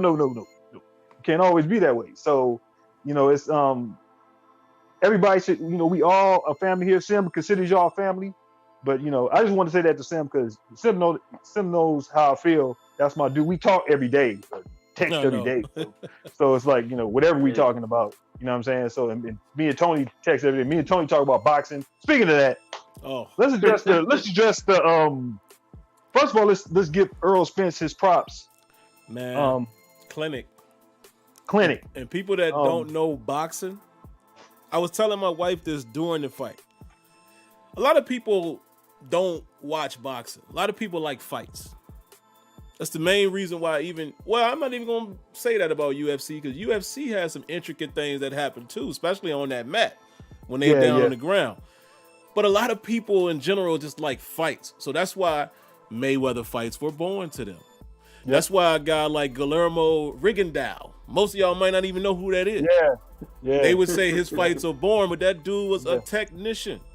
Right. Errol Spence, man, you saw it round after round that how Danny I was getting more and more dark. Technician, man, every fight is not going to be a knockout. He controlled that fight. Man, took a couple rounds, took 2 rounds off, like round 8, 9. Then he went back to work. Yeah. I can't wait to see if it ever happens, man. I can't wait Oh to my see God. him Oh my and God. Terence Crawford. What would your early call be for that? Who would you pick in that fight? I actually lean more towards Spence early on because I feel like Spence is stronger, but the more I keep seeing Crawford fight these dudes, man, and especially if he, you know, people might not think it's a big deal, but if he fight Pacquiao and take him out the way, you know, like he's been taking everybody else out, I don't know. Crawford, at first I was thinking because, you know, he's coming up and Spence was naturally a bigger guy. And I'm like, yo, I think Spence going to be too strong for him, but I don't know, man. That's going to be, and see, Bud can fight either way. He, you know, he loved the switch and going orthodox on you. And it's like, I don't know, man. That's going to be a good one. You know what that is to me? A really good fight. I'm be with you. I'm be honest with you.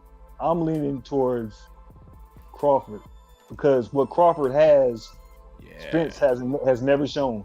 Which what I'm talking about is that the ability to knock you out when I have to, whenever I want to, the ability to take over the fight. You know what it reminds me of? It's old school, but it reminds me of Alexis Arguello and Aaron Pryor.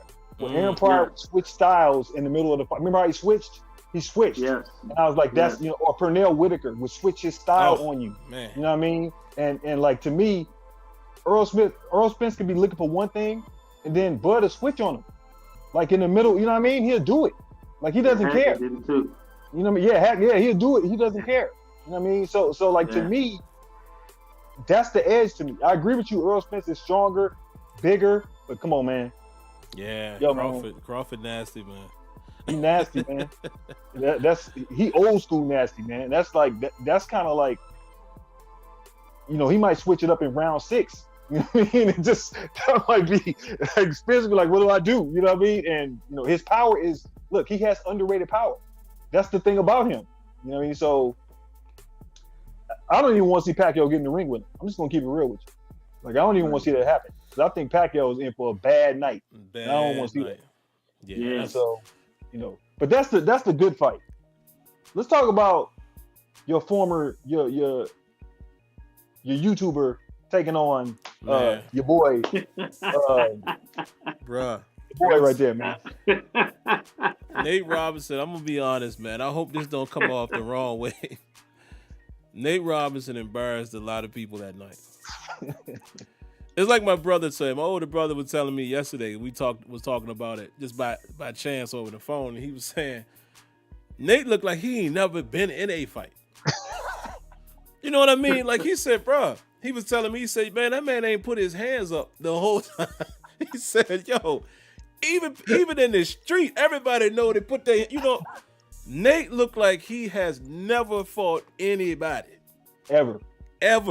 Like his posture, listen, he's not a boxer. But I'm telling you right now, I know for a fact if I was to see Kenyon or Tony in a fight, I know I'm gonna see them at least get their stance. That's human nature. That's human nature, right? Man, and that man got put to sleep. Or our father-in-law is gonna let us know. Yeah, man. By him being a boxing trainer. Oh man, put to sleep. That was embarrassing. That was worse than when my man. Who was that? Who was my man? Who knocked Pacquiao out like that? My man Barrera. Oh yeah. I know you're talking about. I can't think of his name. I know exactly what you're talking about. Something. Not Margarita. No. It was I can't remember this dude. This the same dude. Y'all might remember this. when he fought, I think he fought Floyd. When somebody he fought, and remember he said when he was training, he was drinking his own urine. Y'all remember that? Oh my God, what is his name? It's on my track. Oh my God, I can't think of his name. Oh my God, I know what you're talking about. I remember he did that. They did the 24/7. He said he was drinking his own urine. And this dude was a technician too. Like he was very accurate with his punches. What? Right. It ain't Barrera. Barrera is the other dude. Barrera was the one who beat my man. Juan Manuel Marquez. Marquez. That's right. Marquez. Barrera was the one who beat my man Nassim, man. Yeah. Nassim ain't been back. Ain't been back since that. Yeah, it was Manuel Marquez. Yeah, he was drinking his own. Pacquiao was asleep. Nate was out longer than that. Yeah. Bro. Yeah. We could be here for days talking boxing, man. But that's not the fight I'm talking about. I'm talking about the fight today. Oh, the announced fight today. Boy. I'm trying not to talk about it, but I know. But you know what? I am hearing that somebody supposedly he's fighting Logan Paul. Now it's coming out that it ain't Jake Paul, but either way, I don't understand. Why is he go sit down somewhere, man? Like seriously. Like don't tarnish your legacy. Just go sit down. Like you were great. Go sit down. Because you know what's gonna happen. You know what's gonna end up happening. I don't know if this is gonna happen to him, but my theory is, and I think we stuck, y'all. I'm stuck in we froze. The camera froze. Now let me ask you guys, can y'all still hear me out there in the chat? If y'all can still hear me, we're not gonna worry about the camera too much. Yeah, can you hear us? I can hear y'all, but I want to make sure everybody can hear me. So give me the thumbs up, guys. If y'all, we only gonna be about another 2-3 minutes, but if y'all can still hear us talking, we're not gonna worry about the camera. That's a crazy screenshot I got caught in right there. They can hear us. Yeah, all right, good. Yeah. Man. Oh, wait a minute. Somebody said okay, y'all can hear me. It's gonna be like Roy Jones. Yeah. My man Roy Jones went through all of them ranks, and when he fought Ruiz, I think that's who it was, for the heavyweight title, I was like, you gotta retire. Yep. There's nothing else to do, Roy. You've been the man. Yep. Yeah. You stayed around so long, and you ended up getting your bell rung first. Yep. Kind of a lucky shot by Tarver. But then the next one, Glenn Johnson put him to sleep. Sure did. Yeah. And I don't want to see that happen to Floyd, man. Like, there's nothing else to prove. I'm assuming you don't need the money. What are you doing? Yeah. 40 plus years old, man. Like, that's not an old person for the earth, but for boxing, yeah. I don't think you really should be boxing after 40, man. Those days should be behind you. Unless you George Foreman and you can sneak, you can, there's always an exception to the rule. But even George Foreman, he won at 40. When did he beat Michael? When did he knock him out? He was 40. He was 45. Yeah, he beat him. Yeah. But Foreman that's a rare case, man. That's a rare person. And I agree with Sam. It was like, Roy Jones to me is what I call the greatest boxing attributes that I've ever seen, but he never got to really flash him because he never had somebody that could actually challenge him at what he was doing. Like that's how dominant he was when he first came in. He had more skills than I'd ever seen. He was just different. He was unique. You know what I mean? Mm-hmm. And he just could never find that fight where somebody would want, because he instilled fear in people. That's just real talk. He instilled fear in guys, and he couldn't fight anybody. I guess if Bernard Hopkins, it would have been great if Bernard Hopkins and him could have got together. You know what I mean? When that same weight class, same time, that would have been excellent. But I just don't think people wanted to see Roy, and it's weird because if you rank boxers, I would have him like in my top 5 just because of his skill set and what he, what I saw. But I can't give him 1 because he never really fought anybody that I can remember him beating that I thought was like, oh, that dude could have beat him. You know what I mean? I at least have to have that thought in my head. You know what I mean? Like, he could have lost that fight. And then he dominates him, then I can't say anything. You know what I'm saying? So that's how Roy is to me, man. It's I agree with Sim. It's time to, you know, he shouldn't have been out there with Tyson. It's like, what are you doing? It's like, you know, come on, man. Mike Tyson hit them body shots and you saw Roy body he was like, okay, hold up. Like, yeah, he still hit the same way, bro. Yeah. You don't lose power. Right. Man. In the post game, the fight, and you guys are probably seeing me work magic in real time here as y'all see me, the green screen and all that. Just got back on the screen. But yo, that post fight conference, Roy don't want no more of that smoke. Tyson was like, yo, let's do it again. Let's do it again. Roy was like, he's looking real sad.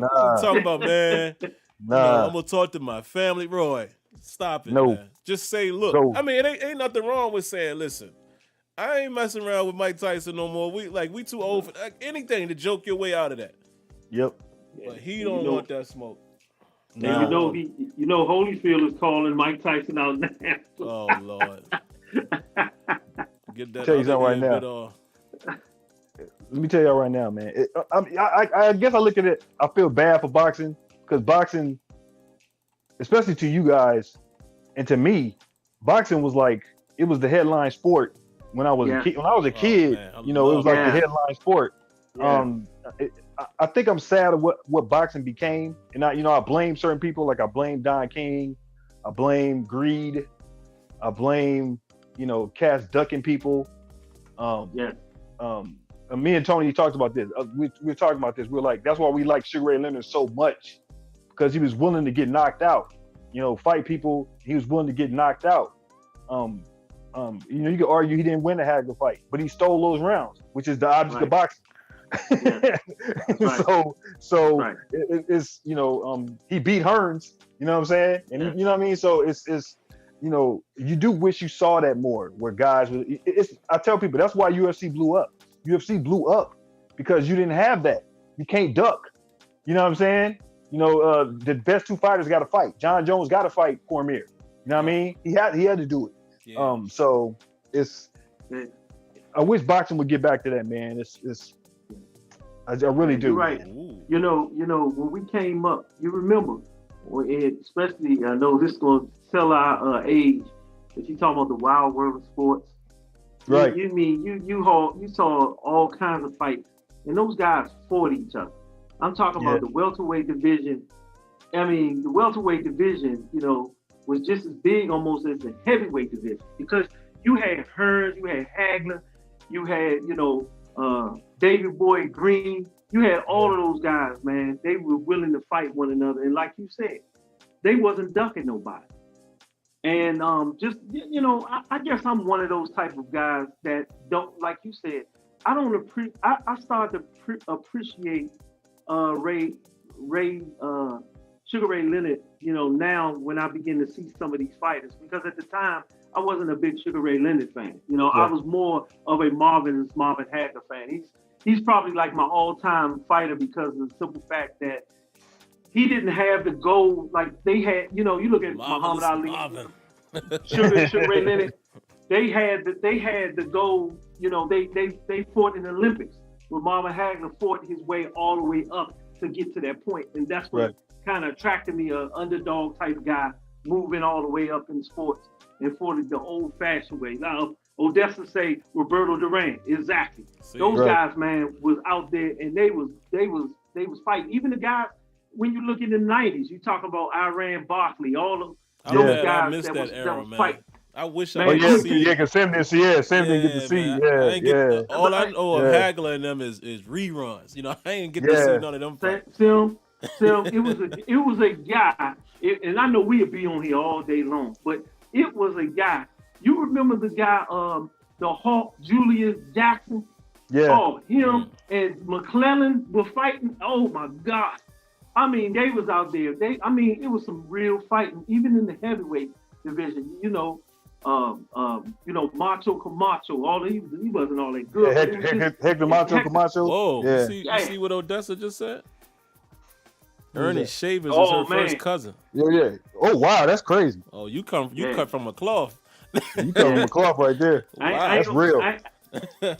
Yeah, man. But it was some real good. It was some real good fighting back in the day, man. That it's like, wow, man. It's just like one of the best heavyweights. And I want to ask Odessa this: have she ever seen Ron Lyle and George Foreman fight?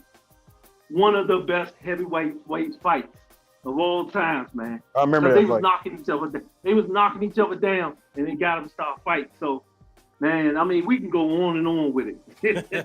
Yeah, Sim didn't see. Man. Yeah, Sim didn't see. So Sim missed. He didn't get to see Ray Leonard and Hagler, Ray Leonard and Hearns. I watched them Like all, those but fights. I ain't seen. I know them you saw him, but you didn't. Yeah, you didn't get that build up to where, or you did to see, or to me, which was the best fight, which I call one of my best top 3 fights I ever saw, was Aaron Pryor and Alexis Arguello. Which is, if you watch that fight, it just shows you, the different styles. And I think boxing in a lot of ways is kind of underperformed in that way because they hype up fights, and then the fights like Pacquiao and Floyd Mayweather, where Floyd Mayweather know he should have fought him in his prime, but he didn't want that smoke. He didn't want that smoke. I keep telling people, I say he didn't want that smoke.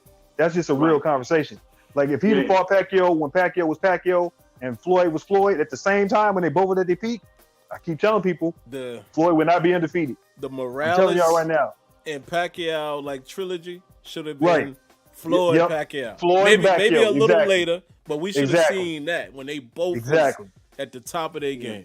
Exactly. And I was, go ahead. And I wasn't a big Floyd Mayweather fan. I'm just going to be honest with you guys. I think, like you said, he's a Hall of Famer guy. Even though, to me, I'm gonna be honest with you, I like Oscar De La Hoya as a Hall of Famer because he might have lost a lot of fights, but he fought everybody. But he had heart. Oscar had heart. Where Floyd Mayweather seemed like he handpicked because he wouldn't fight. It was two big fighters that he wouldn't fight. Remember Paul Williams? He wouldn't fight Paul Williams. He didn't want to fight. No, he wouldn't fight Paul Williams. He wouldn't fight Paul. And he wouldn't fight the guy that had the plaster in his hand. Paul was my man.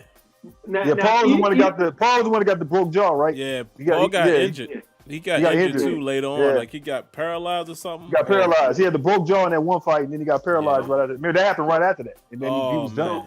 So Kenyon, I'm not sure if Sim told you that our father-in-law trained fighters over the course of years. Oh yeah, I never knew that. Yeah. So he trained a lot of fighters. So I went to a lot of fights and stuff, especially if it was on the East Coast and stuff like that. But one thing you learn is that everybody in the gym, what they do is they they will have someone call if they want to spar. So because like if you're fighting a fast fighter, one of the guys that you fight, you're looking for someone that can replicate a guy that's speedy. So your guy, when he's ready to go into a big fight, he'll fight. So the one thing you do know is people call, they hear things in each other from the gym and stuff like that. They call and stuff, so certain things. And what bothered me so much about Floyd Mayweather, when everybody asked him to fight Pacquiao, all of a sudden he want to bring up something about Pacquiao sticking needles in his hand, and that bothered me because everybody knows if you wanted to be an ambassador of sports, you would have called him out years ago. You wouldn't just wait till it's time for you to fight, and then all of a sudden now you want to bring up something about it, and that's what kind of bothered me. I mean, you had people, when you had people, they know each other, so people calling the house. I remember, I talked to Lou Dugal, man, one time. It seemed like he called the house one time, and Trinidad Dad one time calling for Leon one time. Because I was a big man. I like Tito, man. Tito was a bad boy, man. That was my guy. Yeah, Tito was dope. Tito. Until D-Hop got him. Yeah, until he got hit. Yeah, when he got hit, it was over with. But I will say this about what you just said. I will say this is, even with Sim, what it is that I don't knock Floyd for his approach because he looked at it as a business. And that's what boxing is. It's a business. Yeah. The problem with him is that he can't claim his legacy. His legacy is not real because he didn't risk it. And I guess in a lot of ways, you're trying to get out of boxing without being hurt. And he didn't risk it. Right. So if you don't risk it, the people look at you different. Now, he'll have people that say, oh, man, you great. But then there are people out there that could have beat him or at least gave him a shot to get knocked out. And he never took that challenge. And I think that is his enduring legacy. Whereas, like, he tries to compare himself to like Ali or Sugar Ray Robinson. I'm like, no, those dudes fought everybody. Those dudes fought everybody. That man fought Joe Frazier. Come on, man. I mean, he got knocked out. Need to know. Yes, that's it. And that's Big George. When Big George was young. When Big George was the dude at that time. That ends the conversation right there. Right. So it's my goodness, man. It's what Sim said, which is kind of interesting. When we guys were talking about Floyd, I was like, it's equivalent to, like, he was ducking people. It's equivalent of you stacking the team in the NBA. Like, you don't look at it the same way. You look at it like, come on, man. Like, can't you win where you at? You know what I'm saying? And, because I have more respect for you if you win. I always tell people I got mad respect for Cleveland Browns fans. You know why? Because they suck forever and they stuck by him. You know what I'm saying? Yeah. It's like you got to give them their respect. You know what I'm saying? It's like, come on, man. I don't like people that jump, and look, I live in LA. You know how many fair weather fans in LA, man, that claim they're Laker fans right now? Man, it's hilarious. Of course. It's hilarious. Like, you see people, oh, man, I'm a Lakers fan. I was like, where you from? Connecticut. Did you root for the Lakers? No, I just moved out here. What?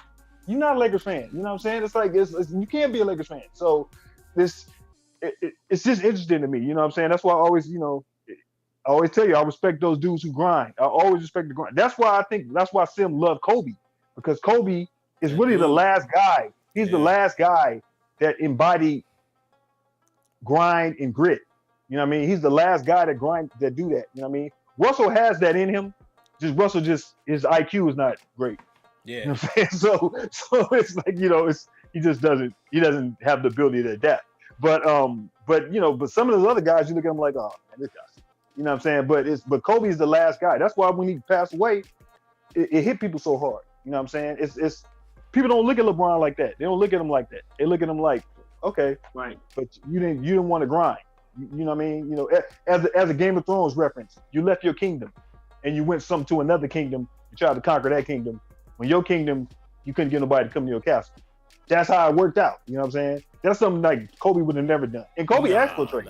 Yeah, Kobe asked for a trade in LA when it got bad. Yeah. You know what I mean? But then they got him Paul Gasol. Then that was it. You know what I'm saying? That's something that Larry Bird, Magic Johnson, as Magic Johnson said, if Magic Johnson, they had free agency and Magic called Jordan and said, hey, man, let's team up. Jordan would be like, man, you crazy. Yeah. I'm trying to kill you every time I see you. Every time I see you, I'm trying to kill you. I was like, that's how you got to be. That's how you get those juices up, man. Because we all friends. Like me, Sim, and Tony could be best boys. When we was playing basketball and Sim was someplace and I was someplace else and Sim called me, say, man, let's team up. I'll be like, man, I'm trying to beat you every time I see you. Exactly. We can go out to dinner after this. We go out to dinner and lunch and do whatever after the season. But while we playing, I don't like you. We're not friends. You know what I'm saying? And you need that. That's how you get that stuff up. So definitely, yeah. Yeah, man. Man, what a good talk, man. We gonna have to do more of these, man, because I think the people seem to enjoy when we just talk. So we might have to start doing some side shows. Yeah, just talking, man. Like, yeah, boxing, people already know. Some don't. Boxing is my thing, and of course, Tony was so connected to it, through Leonard. I love boxing. If y'all haven't figured that out, I love that sport as much as football. I think you guys are great at the boxing thing. I know a lot about old school stuff. I know I can learn that, but like if you talk about other stuff, you start talking about basketball and people want to act like they got knowledge. As Sim said, why you want to test Ken? Don't do it. Don't do it. You think I know football? You think I know football? Yeah, don't go there. You know what I'm saying? Yeah. And I say it all the time with basketball. Like, I was into basketball. I'm a Sixers fan, but I don't know the X's and O's of basketball. I know football. Right. I don't. Right. I have no idea. So I'll sit back and listen to you guys. I mean, I will sit back and listen, but when it comes to boxing and football, I like. Boxing was my number one sport, and just until all of the stuff started happening, man. I mean, someone just brought up in the chat Man, tell me you saw Razor Ruddock. Oh man. Oh my God. Razor Ruddock and Oh my God. that was Razor Ruddock and Mike Tyson, man. I just had a remember flashback. that, man.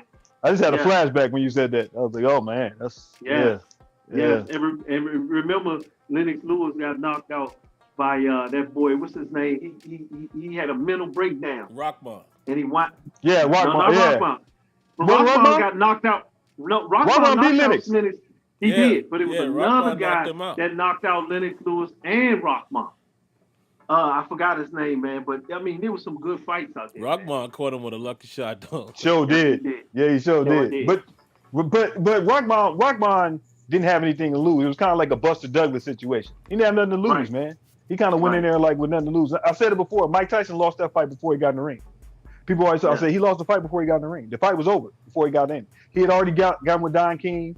He was having issues with Robin Givens. Remember that? That was the issues he was having with Robin Givens. And because D'Amato had died. His name is Oliver McCall.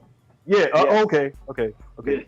Once Cuz D'Amato died, that was the end of Mike Tyson. I said it before. That's I said right. when Cuz D'Amato died, that was the end of Mike Tyson. At that point, he was over because that was the one person who could rein him in. So, don't go into the ring when you got like female problems. I mean, and ladies don't go in the ring if you have male problems, whatever. Don't do that. Yeah, you don't. Yeah, you can't. I'm telling you, man. You know what I'm saying? Don't do that. So, I agree with you. I think you guys know boxing. But I agree. We should chop it up on stuff, man, because we actually know a lot of stuff. We actually kind of versatile, which is kind of cool. You know what I mean? So I like that. A bunch of stuff. But guys, I guess we'll cap it there, man. Shout outs to C. Antoine Hill, man. Appreciate the donation. He says he's late, but since we were talking basketball, what is your Sixers starting lineup prediction? I'm not quite sure yet. I need to get a closer look, man, because it depends, man, because Doc, his philosophy is a little different, but I wonder if he wants to keep Simmons at the point. I'm waiting to see how that's going to work because, of course, I like my man just for the shooting, and he can play point. I like Seth Curry being there, but I don't think Seth Curry's not a starter. Yeah, I don't think you start him. I think you have him come off the bench because that's still scoring, that's 3-point shooting. So I don't know. I think they're gonna keep Ben at point though. I have a feeling they're gonna keep him there. No, who's the point guard last year? Who's that kid's name? Because he's in my I had him on fantasy. I'm trying to think of his name. Shake. So they might have Shake Milton. They might have Shake run it. They might have Shake run it, and then Ben bring it up. Almost like since I know about Doc a little bit since he was in LA for so long. And if you remember how the Clippers ran their offense, they would have Patrick Beverly in there, but then there'd be times where Paul George would bring it up and Kawhi Leonard would bring it up, and they would kind of facilitate the offense. So Ben being a better dribbler than both of those guys, you might have him still play point, have Shake kind of be the other guard. So that'd be like your two guards. And then have Embiid. I mean, look, to Antoine's question is, it doesn't matter who start. To me, the Sixers season hinges on, to me, can Joel Embiid stay healthy? Can he play at least 65 games to 67 games? Can he actually do that? And if he can do that, and he can actually get his butt down in the paint, Sixers will be okay. Man. If he wants to go out there and start shooting threes and thinks he's a 3-point shooter when he's 7 feet, 250, 270, wherever he is, then you're going to have issues. So, that's my thought on it. I told you when y'all got Doc, I was happy for Philly, but, people in LA was, look, that collapse is a collapse. You can't master collapse. You can't master 3-1 collapse, man. You can't argue it. You know what I mean? So it's, they do have Daryl Morey. I think they'll make another move. Look, Daryl Morey trying to get James Harden. I'll give you a little insider. They're trying to get James Harden. So if they could pull off a trade, James Harden wants to go to the Nets, but he would be open to going to Philly because he knows Daryl Morey. You know what I mean? That's his boy. You know what I mean? So he would be open to that. And if Houston decides to blow everything up, you might get James Harden. I think he's going to New Jersey at some point, or he'll just stay in Houston and just get traded after the season. But I like Philly out the East. They're probably like I have them third.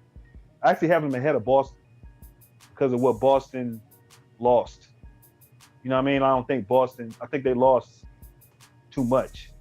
So I have Philly ahead of Boston with Doc. I have the Nets and I have Milwaukee ahead of them. But that's it. You should be positive, Sim. We'll be positive, see, man. Because we could do some real unique things, man. Especially I agree. just with having an extra body, man. You put Big Dummy out there. I always call him, like, you know, I'm giving him his respect. Put Dwight Howard out there, put him at the 5, move Joel to 4. Like you could go with a big lineup that can hurt you. That's true. Like you're right. Slide Ben to the 3. I mean, imagine running it where you got Ben Simmons bringing the ball up, Harris still out there, Joel at the 4, and you got Howard at 5. Man, it could get crazy. Yeah, that's true. Yeah, you can't run a big lineup. You can run a big lineup with that team. It's just, can you trust Dwight Howard? No. That's my point. No. Big Dummy. We should leave it right there. That's it. That's the end of the show. That's it. Right there. Can you trust Dwight Howard? No. That's the end of the show. Thanks for everybody for coming out. And there it is. You see it on the screen, guys. Remember to subscribe, cut on your notifications, hit the like button. Thank you for all of the donations tonight. Some of you guys actually did donate since the last show offline. Cash App, PayPal. Thank you all as well. It's better to do it here. And I'll send you a personal note as well. But thanks to everybody who did that. Other than that, man, I hope everybody has a good night. I'll be back tomorrow for the post-game show. Again, the NFL schedule is messing with me because it's at 5 o'clock. And like I said, it's very possible that I might have a meeting at 5 o'clock tomorrow, being that it's Monday. But somehow we'll make it happen, whether I have to watch the condensed version and then do the show a little later. But post-game show will definitely kick off tomorrow. So catch y'all later, man. Appreciate Kenyon and Tony coming on. We was on here a long time, man. So I think it was well overdue. So we'll try to get more of these in, especially, once the season is over. Right. We'll have a lot to talk about then. So, but all right, man. Everybody be good.